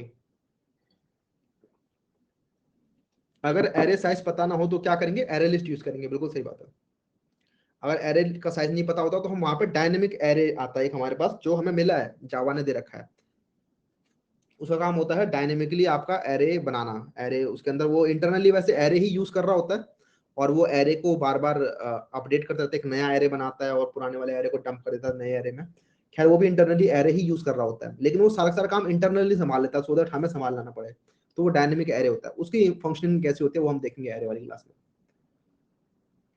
ठीक है, एरे को इनपुट कर रहे हैं ना, हाँ यहाँ पर हम एरे को इनपुट कर रहे हैं। देखो ये पांचों एरे हमने इनपुट कराया और उनकी वैल्यू को हमने एज लिस्ट में डाल दिया यहाँ पे एक एक करके। और उसके बाद जब ये फॉर लूप ब्रेक हुआ, पांचों के पांचों जब इनपुट हो गए, तो एक एक करके हमने सारे सारे आउटपुट भी करा लिए। ठीक है, तो मैं एक बार दोबारा रिपीट कर देता हूँ। यहाँ पे कुछ लोग कह रहे हैं रिपीट कर दो, तो ठीक है मैं रिपीट कर देता हूँ। तो बेसिकली हो क्या रहा है, हमने एक एरे बनाया और उसको हमने बनाया 5 साइज का। तो उसको बनाने का ये तरीका होता है, ये सिंटैक्स होता है। उसके बाद हम इनपुट ले रहे हैं, इनपुट लेने के लिए अगेन हम फॉर लूप लगा रहे हैं। फॉर लूप में हम क्या कर रहे हैं, एज लिस्ट आई। तो इस तरीके से आप एक्सेस कर सकते हो किसी भी चीज को, किसी भी एरे को, राइट। मैंने आपको बताया था कि आपने पहले नाम लिखा, उसके बाद स्क्वायर ब्रैकेट में लगा दिया कौन सा इंडेक्स है। तो पहली बारी में इंडेक्स होगा 0, राइट। आपका फॉर लूप चलेगा तो एज लिस्ट 0 हो जाएगा। उसके अंदर एससी डॉट नेक्स्ट इंट से जो भी रिटर्न होगा वो प्रिंट हो जाएगा। तो एससी डॉट नेक्स्ट इंट से हमारा मिला पहले से 12, हमने 12 इनपुट कराया तो 12 मिला, इसने 0 पोजीशन पे 12 डाल दिया। फिर ये दोबारा चला, आई हो जाएगा 1, 1 वाली पोजीशन पे अगेन इसने डाला तो 23 डाला। फिर सेकंड पोजीशन थर्ड, मतलब आई को आई हो जाएगा 2, तो 2 के लिए इसने 13 डाला। फिर 3 के लिए 24 डाला और 5 के लिए, और सॉरी 4 के लिए 15 डाल दिया। तो एज 0 से लेकर एज 4 तक इसने पांचों की पांचों वैल्यू फिल कर ली। और उसके बाद मैंने जब इसे प्रिंट कराया तो इस तरीके से इसने सब कुछ प्रिंट भी कर दिया। ठीक है, कि 0 में 12 है, 1 के अंदर 23 है। इस तरीके से आपका जो एज नाम का एरिया है उसके अंदर सही सही चीजें भरी हुई हैं। इन ऐप क्लास एक्सटेंड करो, 10 बज रहे हैं, बाद में कर लेंगे। मेरे को एक बार दोबारा याद दिला देना, ठीक है। जब हमारे 10-20 हो रहे हो ना तब दोबारा याद दिला देना, तभी आता है वो ऑप्शन इंक्रीमेंट करने का, वरना क्लास बीच में फिर गायब हो जाएगी। ठीक है, ओके। इनिशियलाइजिंग द एरे हो गया। इसके बाद क्या है अगला, Java multi dimensional arrays. Multi dimensional array समझते हैं। अच्छा, इसके अंदर एक बार फॉर ईच लूप समझ लेते हैं। मैं कुछ लोग कह रहे थे फॉर ईच लूप बता दो क्या होता है। तो आप लोगों ने देखा ये तरीका है फॉर लूप प्रिंट करने का कोई चीज, ठीक है। लेकिन अगर आप लोगों को चीजें ऐसी दे रखी है जिसके अंदर आप लोग एक एक करके आगे बढ़ सकते हो, जिनके अंदर इटरेटर डिफाइंड होता है बेसिकली, तो उसके अंदर जैसे एरे है, एरे में एक्सक्यूज मी, एरे में एक एक करके आप आगे बढ़ सकते हो, राइट। इटरेटिवली आप लोग नेक्स्ट नेक्स्ट कर सकते हो उसके अंदर। तो उसके लिए जावा ने एक नया सपोर्ट दे रखा है, उसे हम कहते हैं फॉर ईच लूप। उसे हम कहते हैं फॉर ईच लूप। और ये कैसे काम करता है समझते हैं। तो इसके अंदर हम क्या करते हैं, फॉर इंट टाइप का हमारा एरिया, राइट, इंट। और इसका नाम देते हैं सपोज करो एलिमेंट, कुछ भी नाम दे सकते हो। यहाँ पे तो मैं वेरिएबल का नाम दे रहा हूँ। और यहाँ पे लगाएंगे हम फिर कोलन, ठीक है, कोलन लगाएंगे, सेमी कोलन नहीं, कोलन। किसके अंदर जा रहे हैं हम, एज लिस्ट के अंदर जा रहे हैं। तो बस ये इतना सा सिंटेक्स हो गया, देख रहे हो कि आप क्या कर रहे हो, एज लिस्ट में एक एक करके जा रहे हो, और जो वैल्यूज है उनको आप इस एलिमेंट नाम के वेरिएबल में डालते जा रहे हो हर बार। तो आप इस एलिमेंट नाम के वेरिएबल को डायरेक्ट एक्सेस कर सकते हो। मैं प्रिंट करा के दिखाता हूँ। आप बस यहाँ पे एलिमेंट लिख दो। इसका काम भी बिल्कुल इसी वाले लूप की तरह होगा, ऊपर वाले लूप की तरह ही होगा। तो एक बार मैं चलाता हूँ इस लूप को, जरा 5 टाइम नहीं चलाते इसको, मैं जरा 2-3 बार चलाता हूँ, देखते हैं क्या होता है। मैं इसे रन करता हूँ। तो पहले हम डालेंगे जैसे 12, फिर मैंने डाला 34, मैंने डाला 24। हाँ, हाँ। अच्छा समझ में आया क्या हो रहा है, समझ में आया क्या हो रहा है नहीं समझ में आया, डोंट वरी, देखते हैं क्या हो रहा है। तो बेसिकली हो क्या रहा है, हमने बनाया एज लिस्ट नाम का एक लूप, एज लिस्ट नाम का हमने अगेन वही बनाया एरे, जो कि 5 साइज का है। एरे का साइज 5 है, लेकिन मैं लूप चला रहा हूँ सिर्फ 3 बार। तो इसका मतलब क्या कर रहा हूँ मैं, 0, 1, 2, सिर्फ ये 3 इंडेक्स में वैल्यू फिल कर रहा हूँ। ठीक है, 3 इंडेक्स में, मतलब ये सिर्फ 12, 34 और 24 जो है वो शुरुआती 3 इंडेक्स में डाला सिर्फ। तो एज लिस्ट 0, एज लिस्ट 1 और एज लिस्ट 2, इनके अंदर तो वैल्यूज फिल हो गई, लेकिन एज लिस्ट 3 और एज लिस्ट 4 के अंदर कोई वैल्यू फिल नहीं हुई। बाय डिफॉल्ट इनके अंदर 0 फिल होता है, इंटीजर के अंदर केस में बाय डिफॉल्ट 0 फिल होता है। तो इसीलिए इन दोनों के अंदर 0 0 मिल रहा है, देख रहे हो। तो ये आपका एज लिस्ट 0 है, ये 1 है, ये 2 है। लेकिन अगर आप लोग 3 और 4 को देखोगे तो इनके अंदर 0 फिल हो रखा है। अच्छा, ये है आपका फॉर ईच लूप। इसके अंदर क्या होता है कि आप लोग इस एरे के अंदर एक एक करके जा रहे हो, ठीक है। तो ये बेसिकली एक सिंटेक्स है यार, इसको बस समझ लो इस तरीके से। इसमें कोई ऐसे बहुत बड़ी साइंस नहीं है। ये क्या करता है, किसी भी लिस्ट को लेता है, जैसे हमारे केस में एरे को लिया, और उसके अंदर एक एक करके चीजें प्रिंट करता रहता है। तो एज लिस्ट किस टाइप की, इन टाइप की है, तो हमने यहाँ पे इंट लिखा। उसके बाद जो भी वेरिएबल नाम देना है आपको, वो वेरिएबल नाम दे दो इसको। हमने यहाँ पे एलिमेंट नाम दे दिया इसको। उसके बाद हम एज लिस्ट के अंदर एक एक करके ट्रैवल कर रहे हैं। तो पहली बार में हमें मिला एलिमेंट विच इज 12, अगली बार हमें मिला 34, वो हमने प्रिंट कर दिया। अगली बार में मिला हमें 24, हमने वो प्रिंट कर दिया। उसके बाद हमें मिला 0, हमने वो प्रिंट कर दिया। उसके बाद अगेन 0 मिला, हमने वो प्रिंट कर दिया, और अपने आप ये लूप से बाहर निकल गया। तो this is called for each loop. ठीक है, फॉर ईच लूप कहाँ यूज करेंगे, जब हमें पता है कि पूरे का पूरे एरे में एक बार इटरेट करना ही करना है। ठीक है, तब हम फॉर ईच लूप यूज करते हैं। वैसे कोई ज्यादा खास लूप नहीं है ये, बहुत ज्यादा कोई यूज नहीं होता इसका, बस एक पता रहना चाहिए कि अगर आपको कभी लिस्ट में पूरे का पूरा इटरेट करना है तो ये भी एक तरीका होता है। वैसे मैं ज्यादा यूज करता नहीं इस लूप को, क्योंकि इसके अंदर हमें इंडेक्स नहीं मिलता ना। मुझे फॉर लूप के अंदर इंडेक्स की भी जरूरत पड़ेगी तो वो इससे मिलेगा ही नहीं मेरे को। कॉटलिन के अंदर फॉर ईच इंडेक्स नाम से एक लूप होता है। ये सारे सारे फैंसी लूप्स हैं, बस नॉर्मल फॉर लूप यूज करो, उससे भी काम चल जाएगा। ठीक है, ये यूज करो, इसके अंदर हमें आई भी मिलता है। आई को हम यूज कर सकते हैं लूप के अंदर, यहाँ पे हमें कोई इंडेक्स नहीं मिलता। ठीक है, अगला मूव करते हैं, जावा मल्टी डायमेंशनल एरे पढ़ते हैं। तो बेसिकली अभी हमने देखा एक एरे, ठीक है, एक एरे के अंदर एक लाइन से सारे एलिमेंट पड़े हुए हैं। आप चाहते हो मैट्रिक्स बनाना, या फिर आप चाहते हो 3 डायमेंशनल मैट्रिक्स बनाना, आप चाहते हो 4 डायमेंशनल मैट्रिक्स बनाना, ठीक है, कुछ अलग ही चीज बनाना। तो उसके अंदर हमारा यूज होता है मल्टी डायमेंशनल एरे। इसके अंदर होता है क्या, जरा समझते हैं। जैसे हमने यहाँ पर लिखा, जो पहले हम बना रहे थे एरे, राइट, एरे बना रहे थे हम पहले, तो हम लिख रहे थे, यहाँ पे मैं इससे लिखता हूँ, int A equals to new, एक सेकेंड, इस तरीके से हमारा एक एरे बन रहा था, राइट। तो इससे हमारा क्या हो रहा है कि मेमोरी के अंदर कंटिन्यूअस फैशन के अंदर 5 लोकेशन हमारे लिए फिक्स हो गई, कॉन्टिगुअस फैशन में, 1 2 3 4, ये 5 लोकेशन हमारे लिए फिक्स हो गई। और पहले वाले का हमारा बेस एड्रेस ए के अंदर चला गया होगा, जिससे कि हम 0 पोजीशन, 1 पोजीशन, 2 3 और 4 को एक्सेस कर सकते हैं। बहुत ही बढ़िया। लेकिन आप चाहते हो एक मैट्रिक्स वगैरह जैसी चीज अपने कोड में चाहिए, ठीक है, आप चाहते हो एक मैट्रिक्स चाहिए। तो मैट्रिक्स तो आपका 2D होता है, तो उसको हम कहते हैं 2D एरे, है ना। हमने मैथ के अंदर देखा हुआ है मैट्रिक्स, जूम कर लेते हैं लोग, मैथ के अंदर हमने देखा है 2D मैट्रिक्स, राइट। तो वैसे ही अगर आप लोगों को 2D मैट्रिक्स जैसी चीज चाहिए, तो उसके लिए आप 2D एरे या फिर मल्टी डायमेंशनल एरे बना सकते हो। तो बेसिकली जो एरे होता है और मैट्रिक्स होता है, वो 2D एरे ही होता है। उसके अंदर इस डायरेक्शन में भी चीजें भरी होती हैं और इस डायरेक्शन में भी चीजें भरी होती हैं, तो इसलिए हम कहते हैं उसे 2D एरे। कभी आपको 3D एरे बनाना है, तो उसके अंदर इस डायरेक्शन में भी, मतलब बाहर की डायरेक्शन में भी चीजें भरी होंगी, तो उस केस में 3D एरे बन सकता है। ठीक है, वो पूरा का पूरा जैसे रूबिक्स क्यूब होता है ना 3 डायमेंशनल, वैसी टाइप की चीज अगर चाहिए, वो ज्यादा यूज होती नहीं।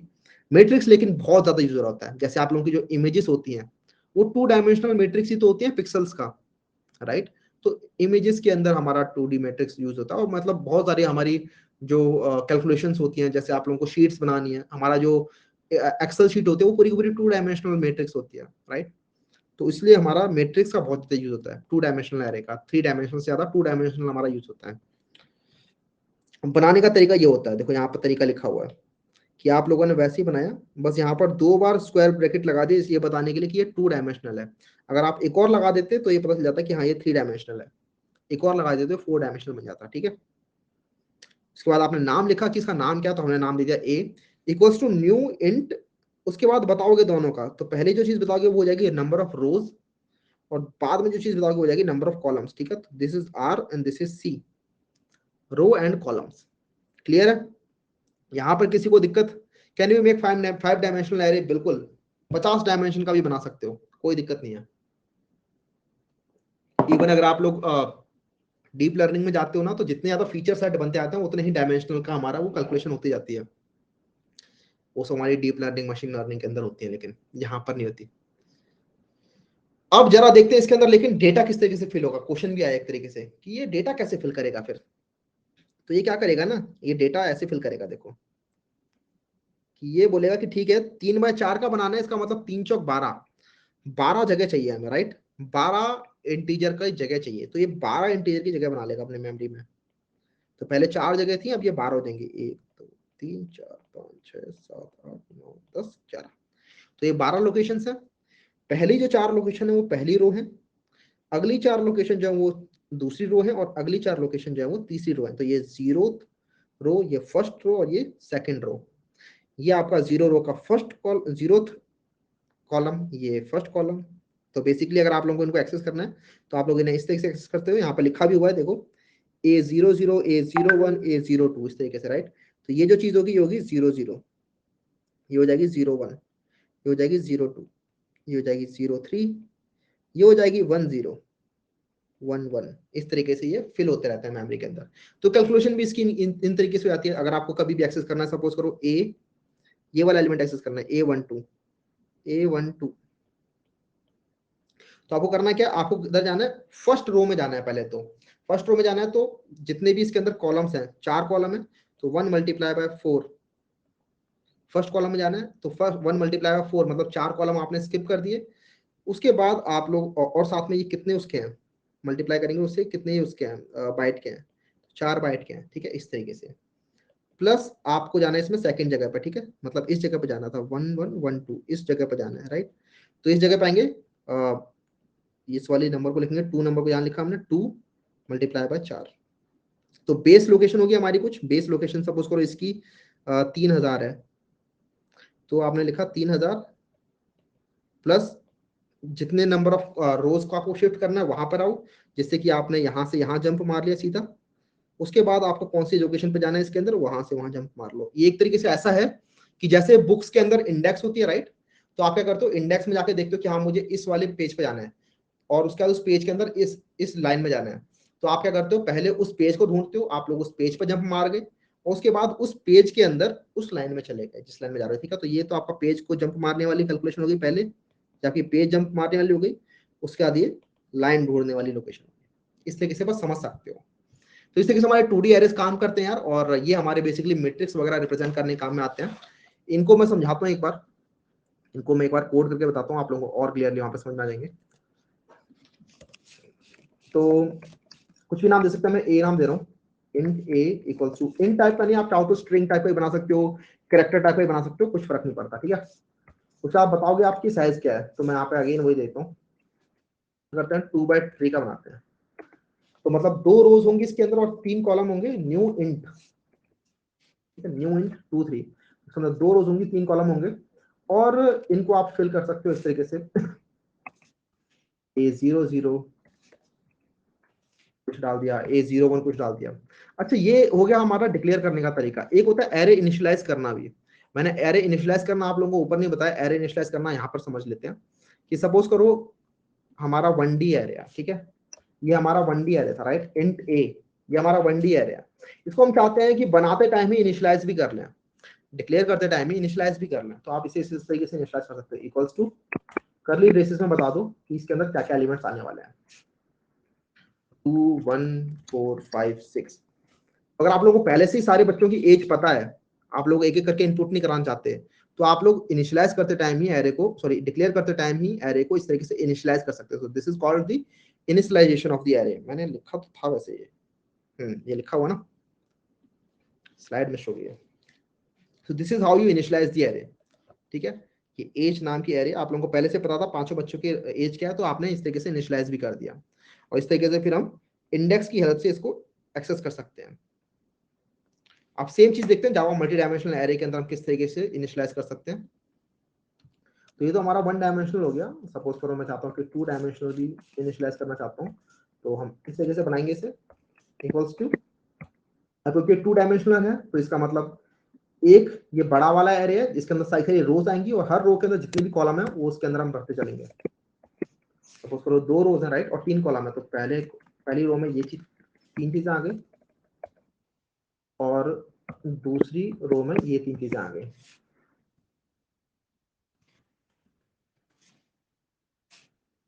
ये हमारा 2 डायमेंशनल एरे इनिशियलाइज हो गया यहाँ पर, ठीक है, समझ में आ रहा है। एरे ऑफ एरे, इसे हम कह सकते हैं एरे ऑफ एरे। हर्षिल को ब्रेक चाहिए, ऐसा करते हैं 10-15 हो गए हैं, आप थोड़ा सा ब्रेक ले सकते हो, ठीक है, आप ब्रेक ले लो। ये बेसिकली एरे ऑफ एरे है। ऊपर वाले केस में सिर्फ एक एरे था, यहाँ पर अब 2 एरे हैं।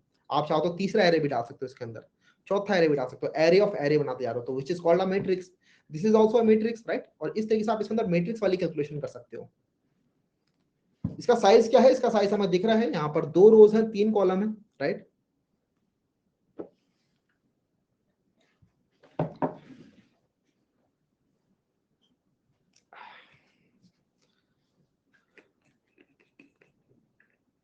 प्रिंट करके दिखाएं? हाँ प्रिंट कर देंगे यार, 1 सेकंड रुक जाओ।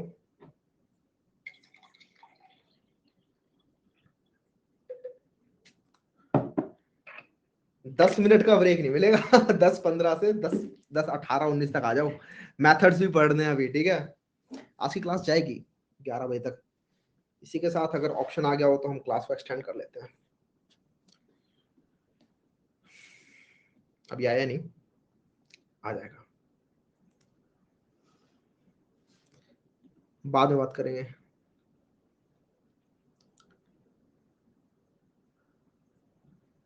अरे अब नहीं हो रहा यार, अच्छी खासी सेटिंग हो गई थी, पता नहीं कैसे कि मैं यहाँ स्वाइप कर रहा था और मेरा बॉक्स अभी भी बन के आ रहा था इमेज वाला, अब नहीं आ रहा। एक सेकेंड, स्टॉप करते हैं शेयरिंग और दोबारा से शेयरिंग स्टार्ट करते हैं।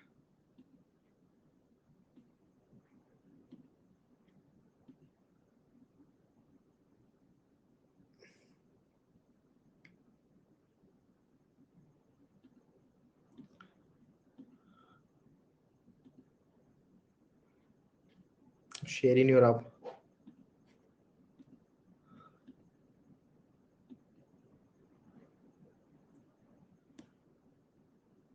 मुझे क्लास रिस्टार्ट करनी पड़ेगी, चलो कोई नहीं, ब्रेक चल रहा है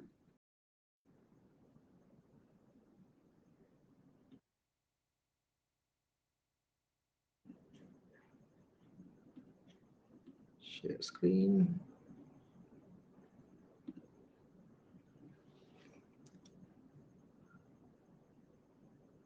स्क्रीन शेयर के बिना कोड नहीं चलेगा, कोड नहीं चलेगा तो दिक्कत हो जाएगी।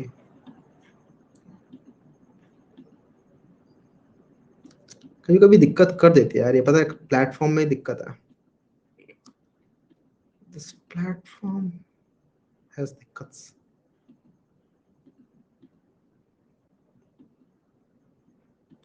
कोई नहीं, कोई नहीं। डिस्कॉर्ड लिंक नहीं यार, यहाँ पर आप लोगों को टेलीग्राम लिंक मिला हुआ है, ठीक है, टेलीग्राम से ज्वाइन करो।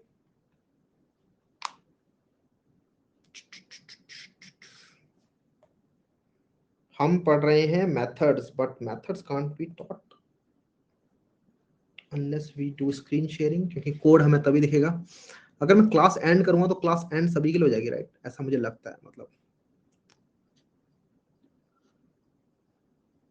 आईपैड लेना अच्छा है आपको आईपैड चाहिए किस लिए? मैंने अभी लिया है क्योंकि मेरे को बस पढ़ाना था, अभी तक मुझे जरूरत पड़ी नहीं थी। मतलब पढ़ना वढ़ना हो तो ले सकते हो आप आईपैड यार, नीड होनी चाहिए किसी चीज की।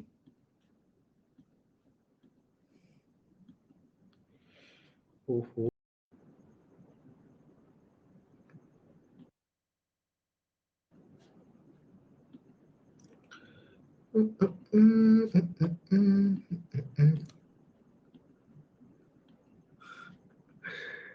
गड़बड़ है गलो।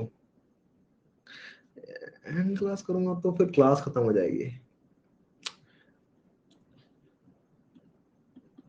चलो कोई नहीं,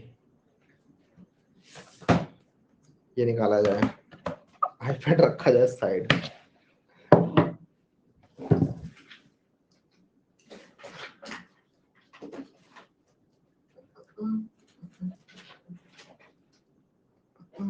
एक मिनट दो मेरे को।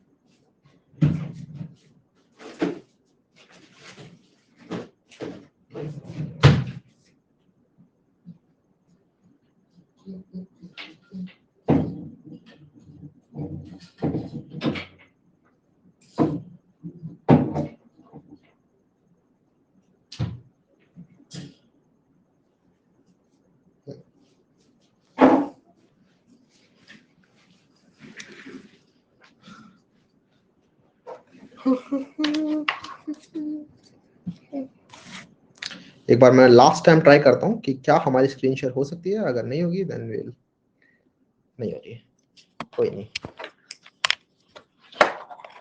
तो कोड हम कहाँ देखेंगे, कोड फिर हम नेक्स्ट क्लास में देखेंगे, कोई नहीं।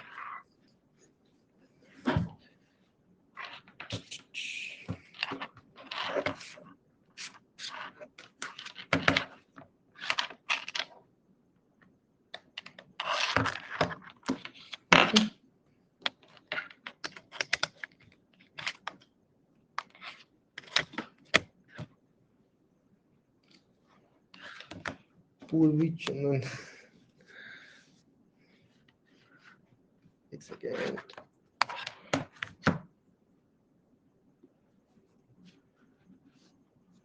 ठीक है, ओके।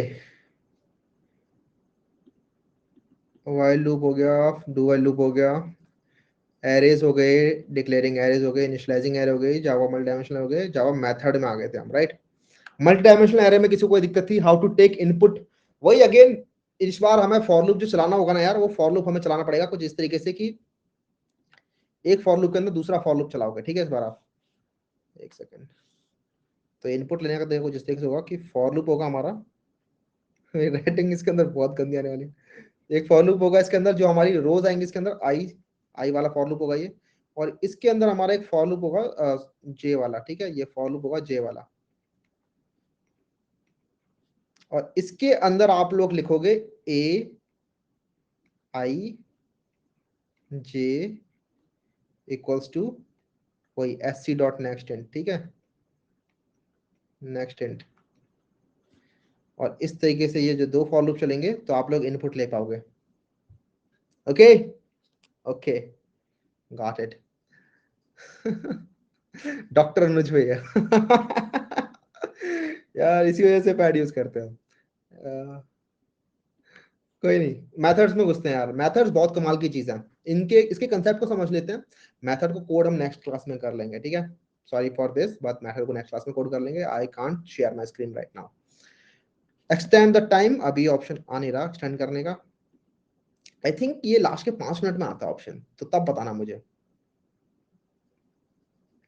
ओके तो मेथड क्या होता है बेसिकली यार, आप चाहते हो कि कुछ पीस ऑफ कोड ना, कुछ ब्लॉक ऑफ कोड वो बार बार रीयूज हो रहा है, और आप उसको बार बार कोड में लिखना नहीं चाहते, क्योंकि रेडट बेस खाम खा अगर बार बार किसी चीज को लिखते हो ना, तो उसके अंदर एरर आने के चांसेस बहुत ज्यादा हो जाते हैं, ठीक है।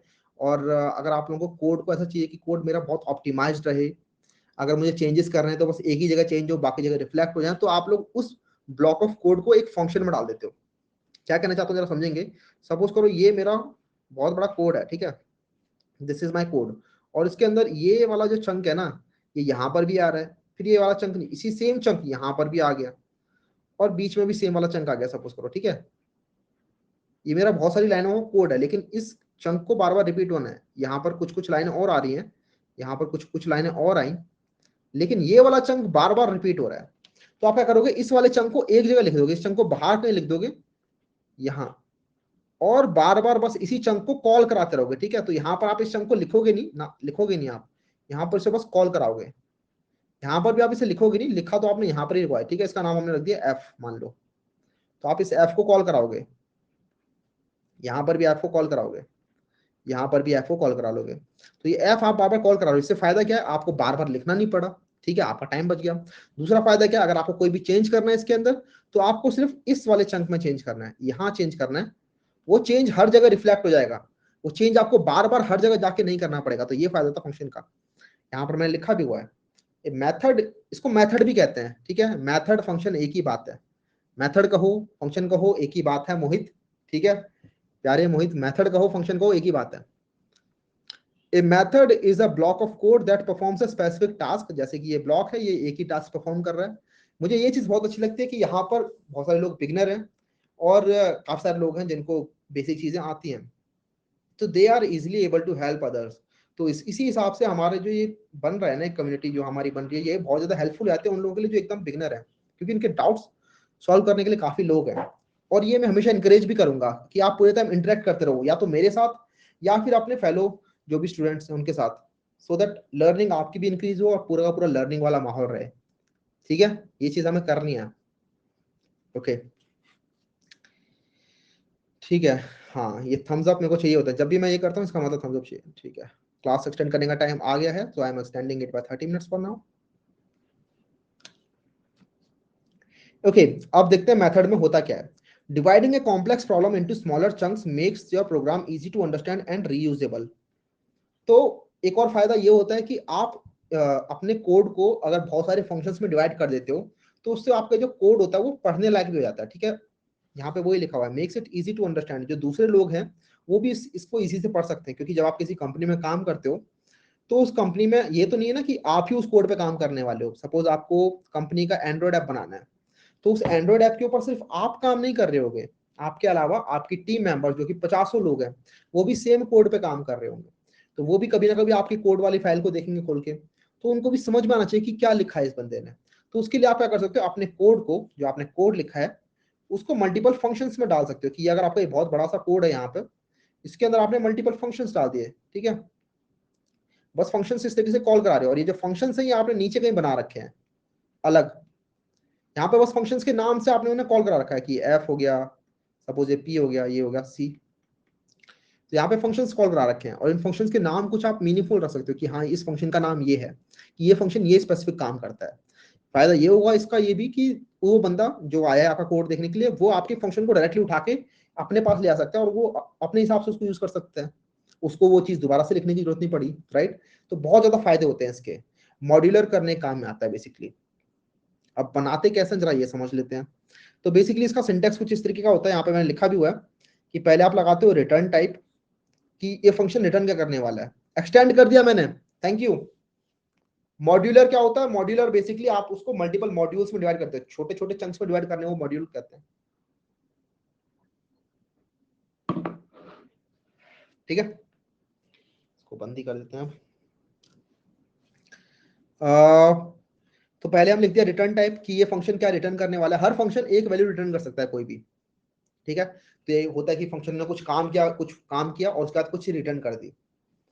उसके बाद उस फंक्शन का नाम क्या है, मेथड का नाम, मेथड कह लो फंक्शन कह लो, एक ही बात होती है।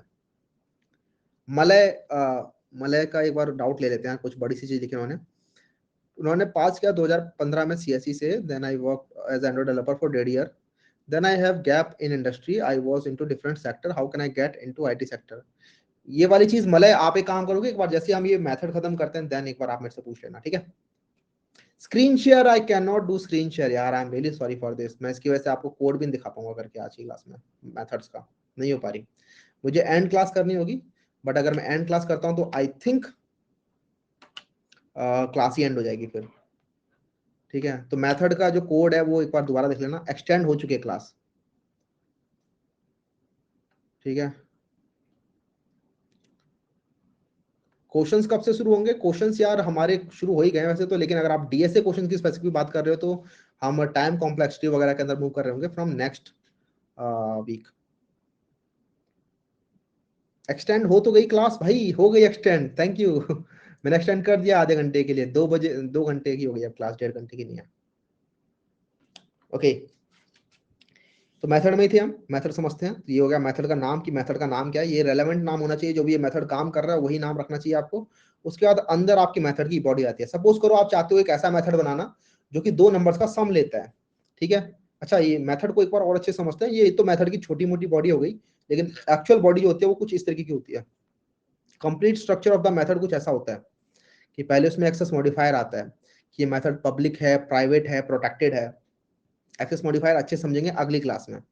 बेसिकली ये बताते हैं कि कहाँ से इस मेथड को एक्सेस किया जा सकता है। क्या इस मेथड को एक्सेस करना है तो आपको इसी फंक्शन से करना है, या फिर मतलब इसी क्लास से करना है, या फिर इसकी चिल्ड्रन क्लास से भी कर सकते हो, या फिर कहीं से भी एक्सेस कर सकते हो। पब्लिक प्राइवेट उस काम में आते हैं, वो समझेंगे बाद में। देन अगला स्टैटिक कीवर्ड होता है। ये स्टैटिक कीवर्ड आप बताते हो कि अगर आप इसे स्टैटिक फंक्शन से कॉल कराने वाले हो, तो आप स्टैटिक यहाँ पे लगाओगे, क्योंकि स्टैटिक फंक्शन से सिर्फ स्टैटिक फंक्शन ही कॉल किए जा सकते हैं। तो ये उसके लिए होता है। स्टैटिक किस काम में आता है, तो ये बेसिकली हम बाद में अगेन अगली क्लास में समझेंगे यार, क्योंकि वहां पर ही हम पूरा का पूरा ऊप्स समझने वाले हैं। स्टैटिक ये सारी चीजें वहां पर समझेंगे, तो उस क्लास को जरूर ज्वाइन कर लेना। ऊप्स वाली क्लास होगी, अच्छी क्लास होगी।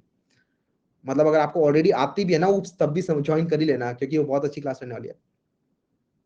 उसके बाद रिटर्न टाइप, रिटर्न टाइप तो हमने यहाँ पर भी देख रहे थे कि हाँ रिटर्न टाइप लिख रहे थे। रिटर्न टाइप के बाद नेम ऑफ मेथड। मॉडिफायर क्या है ये हम देखेंगे यार अजीत। बेसिकली पब्लिक, प्राइवेट या प्रोटेक्टेड, ये तीन चीजें हो सकती है मॉडिफायर, ठीक है। पब्लिक, प्राइवेट या प्रोटेक्टेड, मॉडिफायर के अंदर ये तीन चीजें आ सकती हैं, और इन तीनों के फायदे क्या क्या होते हैं वो हम समझेंगे बाद में। डिफॉल्ट होता है मतलब कुछ भी नहीं लिखा तो that is called default. Then होता है स्टैटिक।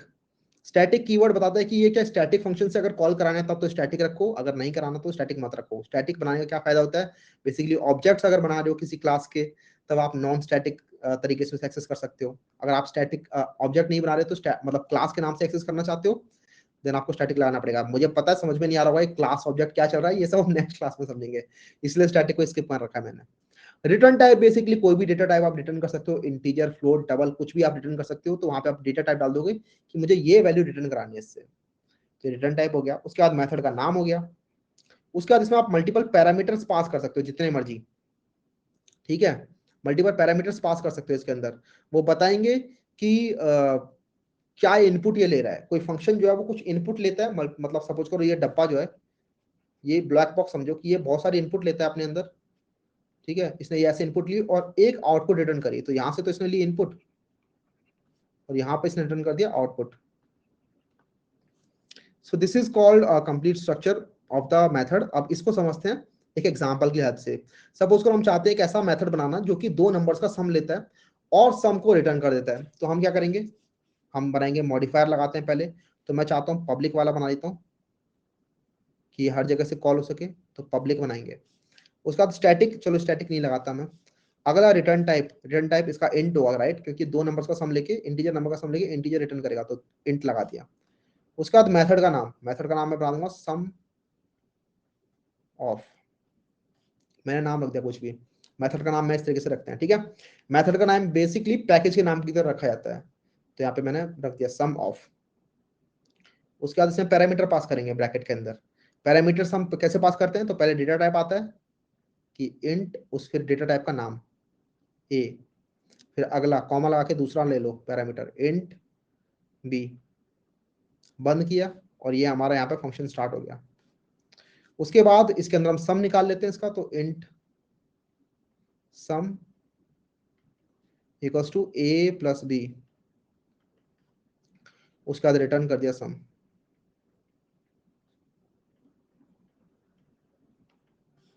ठीक है, ये रिटर्न कीवर्ड होता है इसके अंदर, ये this is return is a keyword, ये रिटर्न है जो हमें लिखना पड़ता है, ये रिटर्न करने काम आता है कोई भी वैल्यू।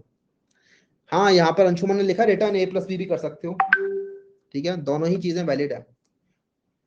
रिटर्न ए प्लस बी लिख दो या फिर रिटर्न ए प्लस बी लिख दो, आप दोनों चीजें ही कर सकते हो। ए और बी को इनिशियलाइज नहीं किया, नहीं, ए और बी को इनिशियलाइज नहीं करते।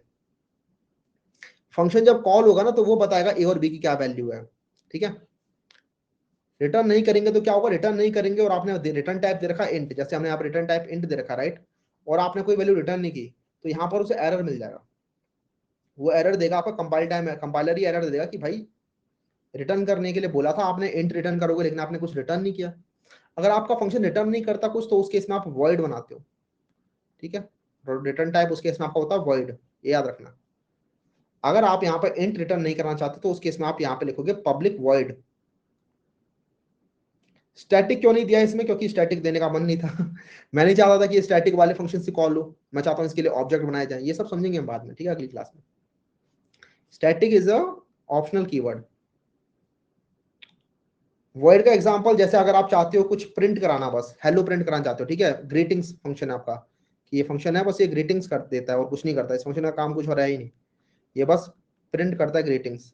तो अगर इसको बस प्रिंट ही कराना है हेलो ऐसे, तो इसको कोई रिटर्न तो कराना नहीं कुछ, तो वॉइड ग्रीटिंग कर दो बस। समझ आ गया। अब ये जो पैरामीटर्स पास किए इसके अंदर ए और बी, ये यूज कैसे होंगे, ये वाला फंक्शन जो हमने बनाया यहाँ पे, ये यूज कैसे होगा यार, मैं कोड अभी आपको समझा नहीं सकता क्योंकि कोड के लिए स्क्रीन शेयर करनी होगी, that I can not do somehow. जैसे ही मैं यहाँ से यहाँ आया वापस, स्क्रीन शेयर ऑप्शन खराब हो चुका है। अगर मैं क्लास एंड कर दूंगा देन क्लास दोबारा चल नहीं पाएगी, इसी वजह से इस क्लास में ऐसे रह लो। मेथड के कोड में नेक्स्ट वीडियो में समझा दूंगा, नेक्स्ट क्लास में, ठीक है। तो इसी वजह से इस क्लास को जल्दी से हम एंड भी कर पाएंगे। स्टैटिक मतलब क्या होता है नेक्स्ट क्लास में समझ लेना यार मैं आपको बोल चुका हूँ बार बार, स्टैटिक हम नेक्स्ट क्लास में समझेंगे। इस फंक्शन को कॉल कैसे कराते हैं जरा वो समझते हैं। तो बेसिकली आपको जब भी कॉल कराना हो इस फंक्शन को तो आप लिखोगे जैसे आपको चाहिए सम ऑफ 3 और 4 इस तरीके से, तो ये आपका कॉल हो गया फंक्शन। ठीक है, कॉल करते टाइम आप नहीं बताओगे यहाँ पे इंट वगैरह नहीं लिखोगे। ठीक है, सम ऑफ ब्रैकेट में पास कर दो जो भी पैरामीटर्स हैं 3 4 और जो भी वैल्यू रिटर्न हो रही है इसकी वो यहाँ पे डाल दो int C equals to sum of 3 4। ठीक है, तो इस सी के अंदर 3 और 4 का जो भी सम होगा वो आ जाएगा। तो सी को अगर आप प्रिंट करोगे तो सी के अंदर आएगा ये जो वैल्यू रिटर्न हो रही है 3 + 4 विच इज 7, तो सी के अंदर 7 आ जाएगा। फंक्शन को मेन मेथड में कॉल करेंगे। हाँ, फंक्शन को बेसिकली किसी और फंक्शन में कॉल कर सकते हैं। मेथड जो मेन होता है वो भी एक मेथड होता है, तो किसी भी फंक्शन को किसी और फंक्शन में ही कॉल कर सकते हो आप। बिना नाम के कॉल कैसे करोगे? नाम दे दिया ना हमने, sum of, right, sum of is the name of that function, तो हमने सम ऑफ नाम दे दिया तो इसलिए हम कॉल करा पा रहे हैं उसे। रिटर्न टाइप इज कंपलसरी, हाँ रिटर्न टाइप इज कंपलसरी। तो अगर आप रिटर्न टाइप नहीं देना चाहते कुछ भी तो आप उसके इसमें वॉइड लगाओगे, तो void is also written type.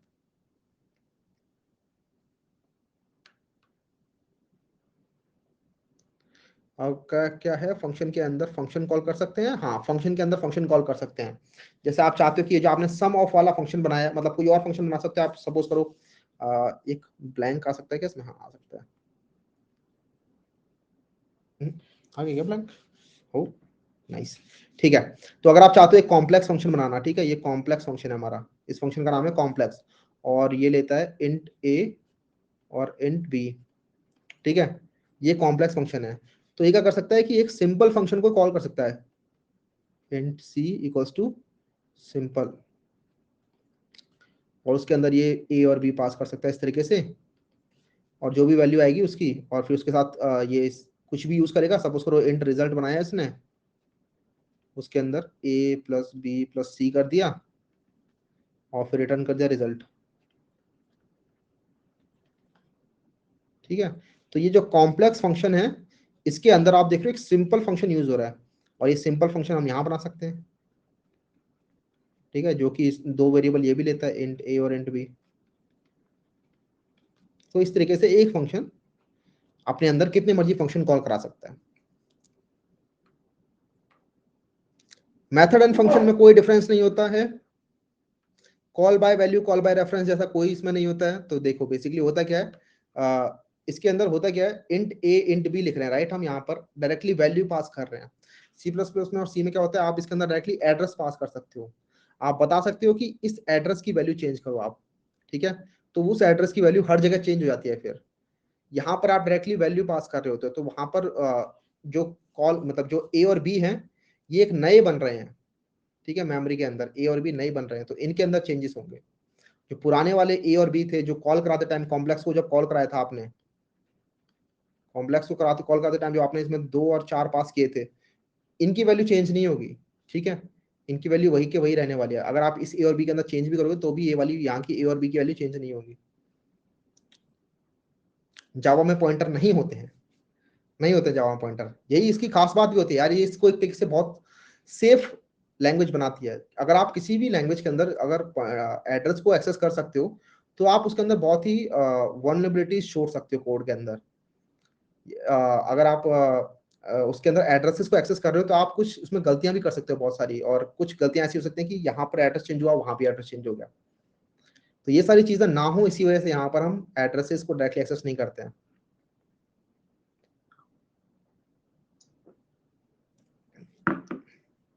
Is it a disadvantage of Java we can't use by reference? नहीं, I don't think this is a disadvantage of Java. I think ये बेटर करने के लिए ही किया गया है जावा के अंदर, ताकि सेफ कोड रहे। ठीक है, ऑर्डर मैटर मतलब अगर आप ए को ना डाल के पहले बी को डालोगे तो हाँ ऑर्डर मैटर्स। अगर आपने जो चीज पहले डाली है वो ए मानी जाएगी, दूसरी वाली चीज बी मानी जाएगी। अगर आप ऑर्डर चेंज कर दोगे तो वो ए को पहला मानेगा बी को दूसरा मानेगा। मतलब सपोज करो आपने दूसरा फंक्शन बनाया एक कॉम्प्लेक्स नाम से, उसके अंदर अब पहला है कैर, कैर ए, और दूसरा चीज है इंट बी। तो इसके अंदर जब आप कॉल कराओगे ना कॉम्प्लेक्स इस फंक्शन को, तो जो पहली चीज होगी वो हमेशा कैरेक्टर होनी चाहिए, दूसरी चीज हमेशा इंटीजर होनी चाहिए। औसम औसम औसम कह रहे हैं बच्चे, चलो ठीक है। मेथड के अंदर और कोई स्लाइड भी थी क्या? ये प्रैक्टिस प्रॉब्लम्स हैं यार। इनको कर लेना जरा, ठीक है, इनको कर लोगे तो काफी सारी चीजें क्लियर हो जाने वाली हैं आपकी, ठीक है।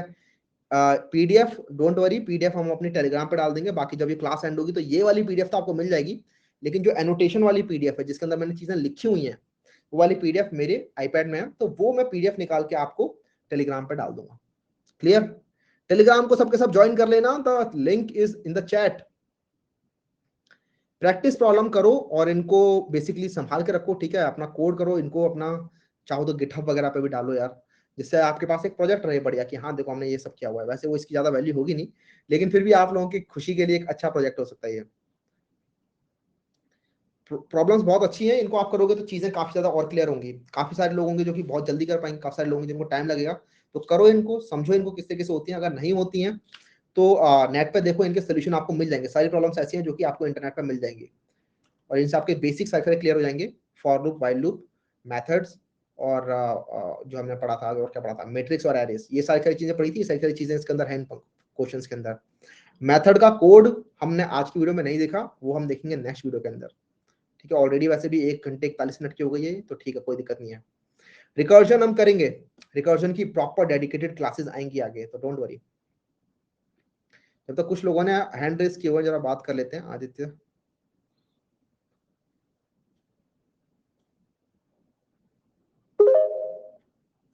हेलो।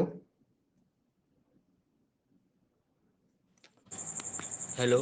हाँ आदित्य। हाँ भैया।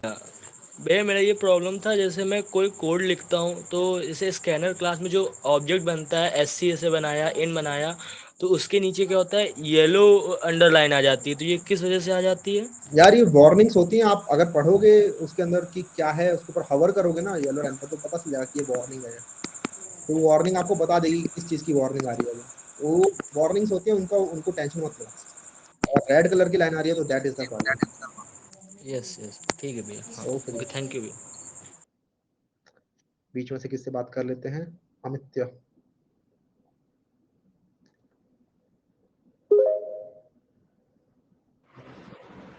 गुड इवनिंग भैया। Good evening Amitya. सो मेरा प्रॉब्लम 2D एरे ट्रैवर्सल के साथ है सर, जी। बिकॉज मैं बहुत कंफ्यूज हो जाता हूँ जब भी ट्रैवर्स करना रहता है क्रिएशन में। मान लीजिए वैल्यूज इनपुट करने हैं, प्रिंट करना है, डायगनली रिवर्स करना है, तो मैं इनपुट ही नहीं कर पाता। मैं समझा नहीं, आपको कहाँ प्रॉब्लम आ रही है एरे के अंदर, 2D एरे के अंदर? 2D एरे में जैसे आपने दो फॉर लूप लिए, जी। उसके बाद जो भी ब्रेकिंग कंडीशन है, लेट्स से 3x3 का है, तो जो कंडीशन है, मान लीजिए अभी मैं समझ लेता हूँ, लेकिन इंटरव्यू में जब पूछा जाता है तो मैं फिर से कंफ्यूज हो जाता हूँ। मेरे ख्याल से प्रॉब्लम पता है कहाँ आ रही है, जब आपको कुछ अलग तरीके से एरे ट्रैवर्स करना है। अगर नॉर्मल एरे ट्रैवर्स करना है ना, नॉर्मल मैट्रिक्स ट्रैवर्स करना है, तो कोई दिक्कत वाली बात नहीं है। लेकिन कई बार होता है क्या, मैट्रिक्स को हमें अलग तरीके से ट्रैवर्स करना होता है, जैसे डीपी के क्वेश्चंस में होता है। मेरे ख्याल से आप वो कह रहे हैं कि जब ऐसे डायगनली ट्रैवर्स करना होता है तब समझ में नहीं आता लॉजिक की किस तरीके से ट्रैवर्स करना चाहिए ये। नहीं सर, सिंपल ट्रैवर्सल में भी मैं कंफ्यूज हो जाता हूँ। सिंपल बहुत। ट्रैवर्स के अंदर प्रॉब्लम क्या आ रही है यार? सिंपल ट्रैवर्स तो हमने देखा ही ना अभी फॉर लूप लगा के। हाँ हाँ, सही आपने बोला, बट मैं खुद से करता हूँ तो हो जाता हूँ। अभी जब आपका वीडियो सुना, ठीक लगा, लेकिन फिर कल अपने से करूंगा, देन मेरे को लगता है मैं फिर तो कंफ्यूज हो जाऊंगा। एक काम करो यार, फिर ऐसा करो, गीक्स पे जाओ और 2D मैट्रिक्स से रिलेटेड इजी क्वेश्चन जितने भी हैं सारे सारे कर डालो।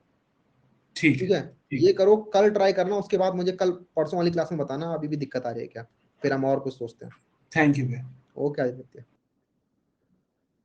और लेते हैं हिमांशु।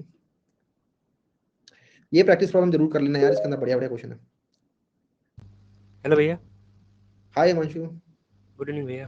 Good evening. भैया मेरी प्रॉब्लम है कि मतलब मुझसे लॉजिक नहीं क्लिक होता है। यार ये तो काफी लोगों की प्रॉब्लम होगी इस क्लास के अंदर, ठीक है। हाँ। इवन मेरी भी जब शुरुआत हुई थी तो ऐसी प्रॉब्लम थी। और ये यही इसका सोल्यूशन एक यही है कि आप बस मेरे साथ क्वेश्चन करते रहो और जो प्रैक्टिस प्रॉब्लम मिल रही है उनको सॉल्व करते चलो। अभी तो बहुत ही बेसिक लेवल की प्रॉब्लम मिल रही है, तो इसके अंदर कोई ज्यादा प्रॉब्लम सॉल्विंग नहीं लग रही है। लेकिन धीरे धीरे करके हम थोड़े एडवांस लेवल क्वेश्चंस करेंगे, उनके अंदर आप थॉट प्रोसेस समझोगे और अपनी फिर प्रॉब्लम सॉल्विंग आप लोग तब अपनी अच्छे से कर पाओगे।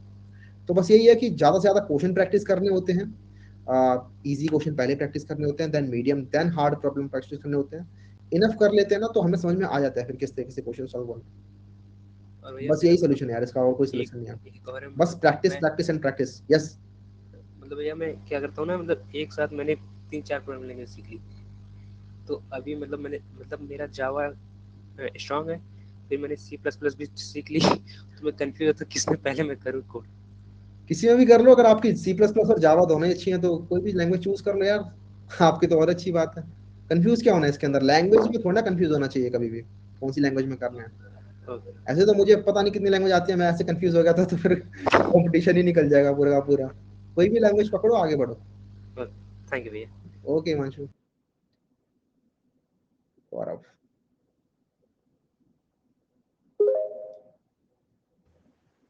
हेलो हेलो हेलो, हेलो, हाय गौरव। आवाज़ आ रही है भैया? हाँ जी हाँ जी। भैया मुझे स्टैक मेमोरी और हीप मेमोरी में प्रॉब्लम रहती है हमेशा, मतलब जी मेरे को ये समझ नहीं आता है। एक काम करेंगे गौरव, मेरे को ना जब हमारी स्ट्रिंग की क्लास होगी ना, मैं आपको अच्छे से समझा दूंगा, ठीक है। अभी हम हाँ समझाने बैठेंगे तो बहुत ज्यादा टाइम लगेगा। स्ट्रिंग के अंदर ये बहुत अच्छे से यूज होता है, स्टैक मेमोरी, हीप मेमोरी अच्छे से समझाई जाती है उस टाइम पर, तब आपके। ये वाला समझा देना एक बार बस। डोंट वरी डोंट वरी, ठीक है। ठीक है भैया, थैंक ओके यू भैया।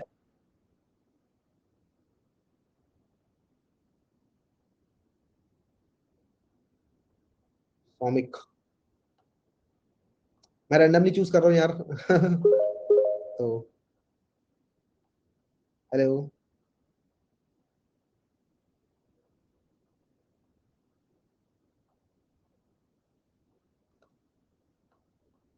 कितनी सारी चीजें करी, हाँ चलो।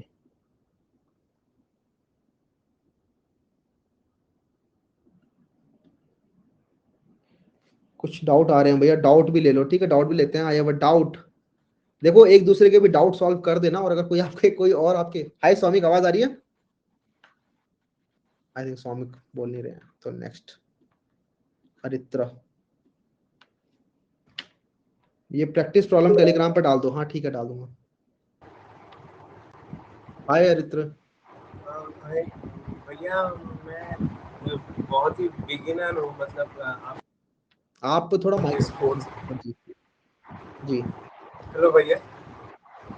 हाँ हाँ, जी हाँ जी। मेरा क्वेश्चन ये था कि आप जैसे ये असाइनमेंट का क्वेश्चन देता है, वैसे सिमिलर टाइप का क्वेश्चन और कहाँ कहाँ से मिल सकता है? मतलब मैं ढूंढा हूँ पर वैसे टाइप का क्वेश्चन नहीं मिल रहा है। ये मैं ना ऐसे करूंगा, टेलीग्राम में डाल दूंगा यार, मैंने भी ये क्वेश्चन कहीं ना कहीं किसी बैंक से उठाए हैं, ये तो ऐसे सर बहुत सारे क्वेश्चन बैंक है, मैं टेलीग्राम पे डाल दूंगा ये सारी चीजें, ठीक है।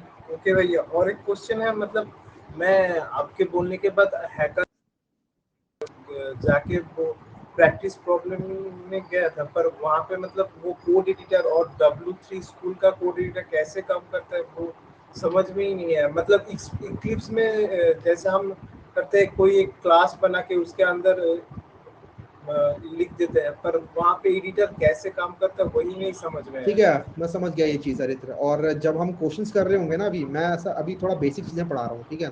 यस एक काम यस करते हैं, जैसे हम एरेस में जैसे मूव करते हैं, टाइम कॉम्प्लेक्स के बाद अगला एरे आ रहा है, एरेस में जैसे मूव करते हैं ना, तो यस उसके अंदर भी मैं करा दूंगा आपको, ऑनलाइन जो एडिटर होते हैं ना इनके, उसमें मैं यस कोड कर रहा हूँ, तो आपके सामने मैं उसी में कोड कर रहा हूँ, तो आपको वहां पर अच्छे से फिर क्लियर हो जाएगा।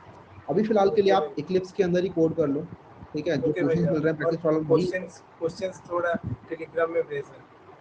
हाँ हाँ, ये क्वेश्चन जो वो है फिलहाल क्वेश्चन आप इक्लिप्स में इजीली हाँ कर सकते हो।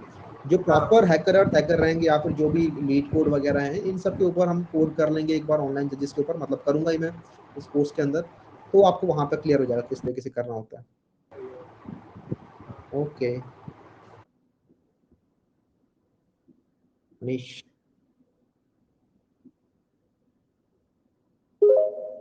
Please sir clear my doubt. क्या है मलय का डाउट, क्या है कपिल का डाउट क्या है? हाँ जी, हेलो, गुड इवनिंग भैया। Good evening. भैया मेरा एक क्वेश्चन था, वैसे एक आपकी एक हेल्प चाहिए थी, सजेशन चाहिए था।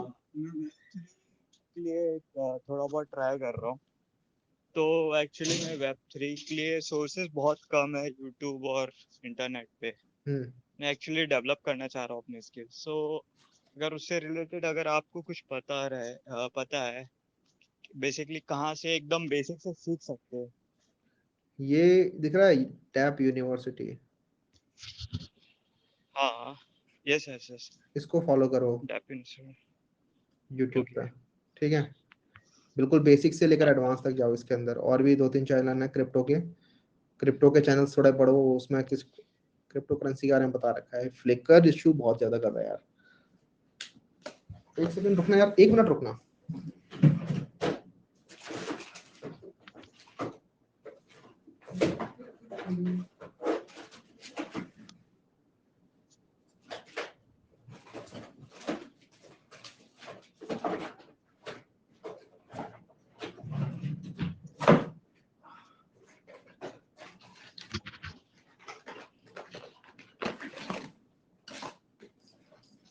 हाँ जी हाँ जी हाँ जी, अगला कोई पूछो। भैया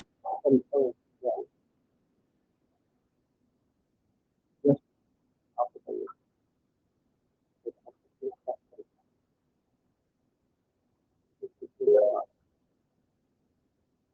हाय यश। हेलो। हाँ जी पूछिए। हेलो यश बोलिए। हाँ जी आवाज आ रही है, प्रॉपर आ रही है।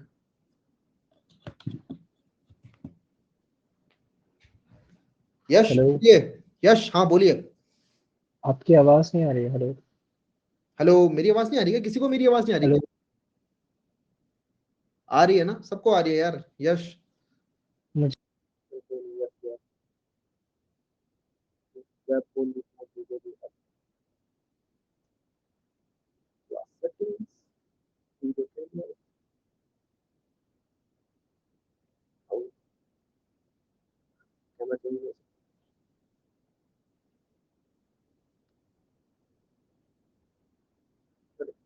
हटा दिया, अब है। अब तो एक काम करा करेंगे, 1.5 घंटे क्लास और फिर ये आधे घंटे ये आपसे बातें करने लगूंगा मैं, तो ज्यादा टाइम भी वेस्ट नहीं होगा। जिनको नहीं सुनने में बात वो अपनी क्लास खत्म करके निकल जाएंगे। हेलो। हाय अभय। हाँ सर, अब आवाज आई। हाँ जी सर बोल। मेरा डाउट ये था, सर जैसे मैंने आपकी DSA 1 जो आपकी यूट्यूब पे प्लेलिस्ट है उसको हम्म मैंने काफी हद तक मतलब फॉलो किया है।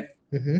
तो मैंने अभी आपका कोर्स भी लिया है, तो मतलब एक जैसे मतलब आपने इसे अक्टूबर तक इसका शायद है, आपने अक्टूबर तक आप DSA खत्म करेंगे, तो मतलब एक रिक्वेस्ट है सर, तो इससे पहले तक नहीं खत्म कर सकते क्या आप सर ये DSA वाला पार्ट? नहीं, इससे पहले खत्म नहीं हो पाएगा, सॉरी। अच्छा सर। ये इसका शेड्यूल पहले ही बन चुका है और ये सब पहले ही बता दिया गया था। आई मीन कि ये क्लास जो है इसके अंदर ये से ये रहने वाली है। तो अगर आपको पहले ही खत्म करना था देन आप खुद से, मतलब आपके लिए आई थिंक ये प्रॉब्लम होगी कि कॉलेज में आने वाली होंगी कंपनीज अगस्त में, इसी वजह से आप कह रहे हो, राइट? जी यस सर, मैं मैं 6 समझ रहा हूँ सेमेस्टर में हूँ। हाँ कंसर्न मैं समझ रहा हूँ आपका, और ये काफी लोगों का कंसर्न है। इवन इसी वजह से ज्यादा लोगों ने लिया भी नहीं है कोर्स, क्योंकि अक्टूबर तक क्लास चल रही थी इसके अंदर।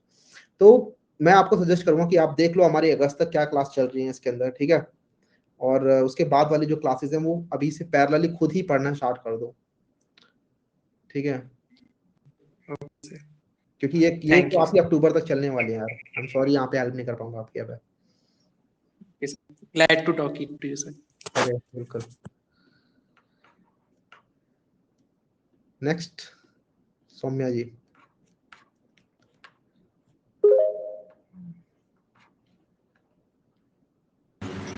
Hello hello. Hello, am I audible भैया? Yes yes you are audible. भैया हमारा ये डाउट था कि जैसे अभी हमने जैसे हैकर रैंक पे भी हम प्रॉब्लम सॉल्व करते हैं, जावा बेसिक क्वेश्चन भी सॉल्व करते हैं, लेकिन सर बात यहाँ आके रुक जाती है कि हमारे पास एक भी प्रोजेक्ट्स नहीं है। और अभी अगस्त सितंबर में कॉलेज में कैंपस भी आने लगेंगे, तो उसका बहुत बड़ा टेंशन है आपको। तो जी क्या करें इन इसके लिए प्रोजेक्ट्स आप की? ना प्रोजेक्ट्स, क्योंकि देखिए यहाँ पर हम पढ़ रहे हैं डीएसए, ऐसा कुछ प्रोजेक्ट्स है नहीं। तो आपको कौन सी लैंग्वेज आती है? आपको जावास्क्रिप्ट आती है? भैया अभी हमने मतलब जावा ही के बैकएंड पे ही काम किया है, मतलब जावा सर्वलेट वगैरह, हाँ तो आप माइस्क्वेल भी सीखा हुआ है। हाँ तो आप ये इनके प्रोजेक्ट्स बनाइए और इनके प्रोजेक्ट्स डालिए अपने रेज्यूमे के अंदर। पैरेलल इनके प्रोजेक्ट्स बनाना स्टार्ट करिए। सर्वलेट के ऊपर तो बहुत सारे प्रोजेक्ट्स मिल जाएंगे आपको। तो बस जी जाइए गूगल पर सर्च करिए, ठीक है, जावा सर्वलेट प्रोजेक्ट्स। और देखो कौन कौन सी इसके अंदर लिस्ट आ रही है। हो सकता है कुछ लोगों ने यूट्यूब पर वीडियोस भी बना रखे हो, उनके उनसे पढ़ते पढ़ते भी आप प्रोजेक्ट्स बना सकते हैं और अपने उनको उसी को गिटहब पे डाल देंगे तो बहुत कूल प्रोजेक्ट वो भी हो जाएगा। तो जो चीजें आती हैं आपको उन्हीं के बेसिस पर सर्च करो किस किस टाइप के प्रोजेक्ट्स हैं और वो प्रोजेक्ट्स बनाने का ट्राई करो। ओके भाई, थैंक यू भैया। ओके,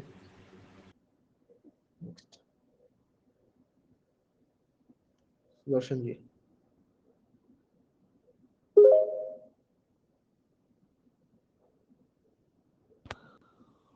हेलो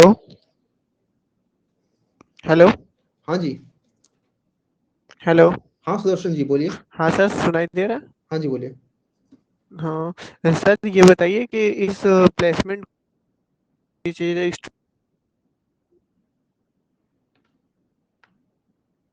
नहीं, आपकी आवाज नहीं आ रही अब। कनेक्टिंग। डाउट ले लो भैया। आयुष, क्या डाउट है आपके? गिटहब यूज करना एक बार दिखा देते भैया।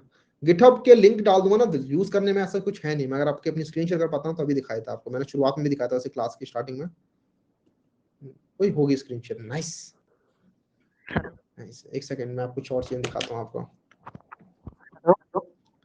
एक सेकंड रुक जाइए आप।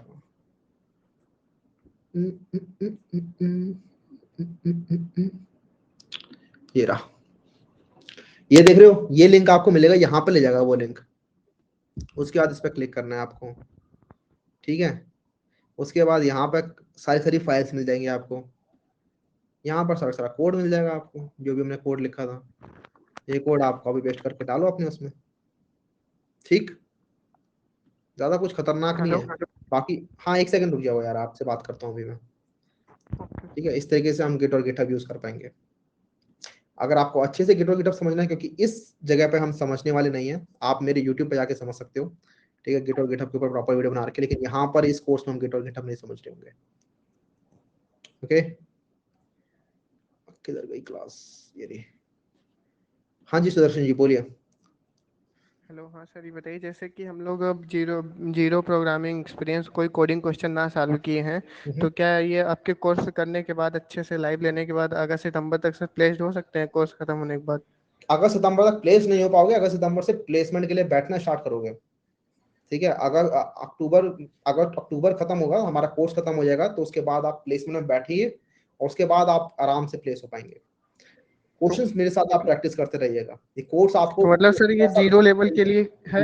हाँ बिगिनर के लिए ही तो बनाया यार। आपको चीजें क्लियर नहीं हो रही, एकदम बिगिनर फ्रेंडली तरीके से हम चल रहे हैं इसके अंदर। अभी सर देखो मैं ये कोई हम क्वेश्चन अभी तक सॉल्व नहीं किया हूँ, लीड कोड या फिर जीएफजी कहीं का भी। हाँ तो करेंगे अभी हम, डोंट वरी। इस कोर्स के अंदर हम 200 से ऊपर क्वेश्चन सॉल्व कर रहे होंगे। और सर इसको एडिशनल कोई कहीं से पढ़ के आना है, जरूरी है? हाँ बिल्कुल, मैं आपको बताता रहूंगा टेलीग्राम के अंदर क्या क्या चीजें पढ़नी है, अगर एक्स्ट्रा कोई चीजें पढ़नी होंगी तो, ठीक है। एक्स्ट्रा रिसोर्सेज कुछ होंगे, कुछ एक्स्ट्रा आर्टिकल्स वगैरह होंगे जो मुझे अच्छे लगेंगे, वो मैं वहाँ पे डालता रहूंगा रिसोर्सेज टेलीग्राम के और ऊपर। सर जैसे अदर प्लेटफॉर्म्स करते हैं कोडिंग निंजा वगैरह, उनका लाइव आईडी एलई होता है, तो क्या यहाँ पे भी कुछ ऐसी लाइव सुविधा आईडी नहीं है इस वाले के अंदर, इस प्लेटफॉर्म में लाइव आईडी सपोर्टेड नहीं है। लेकिन अगेन वही लिंक्स वगैरह जो होंगे मैं लीड कोड वगैरह के दिया करूंगा, तो वहाँ पर आप लोग क्वेश्चन सॉल्व कर पाओगे उनकी आईडीज में। मच बेटर आईडी वहाँ पे होती है, क्योंकि उन्होंने बनाई ही डेडिकेटेड उसके लिए, वर्ल्ड वाइड यूज करने के लिए। Okay sir, thank you sir. Okay Sudarshan, I think we can end the class with this. 11 बज गए हैं। जो भी बाकी क्वेश्चंस होंगे वो हम डेडिकेटेड जो डाउट सेशन होगा उसके अंदर सभी के ले ही लेंगे। कुछ कुछ डाउट्स यहाँ पर लिखे हुए हैं, जरा मैं वो भी देख लेता हूँ। एक डाउट, अनुज भैया सिस्टम डिजाइन कहाँ से पढ़ूं? सिस्टम डिजाइन हमने यहाँ पर इस कोर्स में नहीं कराया हुआ, लेकिन सिस्टम डिजाइन के लिए कुछ कुछ बुक्स आती हैं यार, आप लोग वहाँ से पढ़ सकते हो। डिजाइन पैटर्न्स अगर आपको पढ़ने तो डिजाइन पैटर्न्स के लिए मैं ऐसा करूंगा, वो बुक्स के नाम डाल दूंगा अपने टेलीग्राम के ऊपर, ठीक है।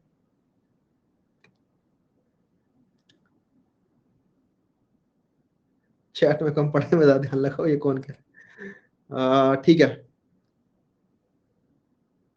बात कर लो भैया। सॉरी यार, ज्यादा लोगों से बात हो नहीं पाएगी क्योंकि काफी सारे लोग हैं। सबसे अगर हम 2-2 मिनट भी बात करेंगे तो भी हमारे 2 घंटे लग जाएंगे, ठीक है। इसी के साथ ही मिलेंगे आप लोगों से नेक्स्ट क्लास के अंदर। आज की क्लास में मजा आया तो एक बार थम्स अप कर दो मुझे कि हाँ भैया मजा आ गया पढ़ के। पढ़ाई में कोई दिक्कत नहीं होनी चाहिए बस, ठीक है। बातें तो होती ही रहेंगी आप लोगों से, पढ़ाई में मजा आना चाहिए बस, ठीक है। बस मजा आना चाहिए। And with that we'll conclude our session. All right, bye bye.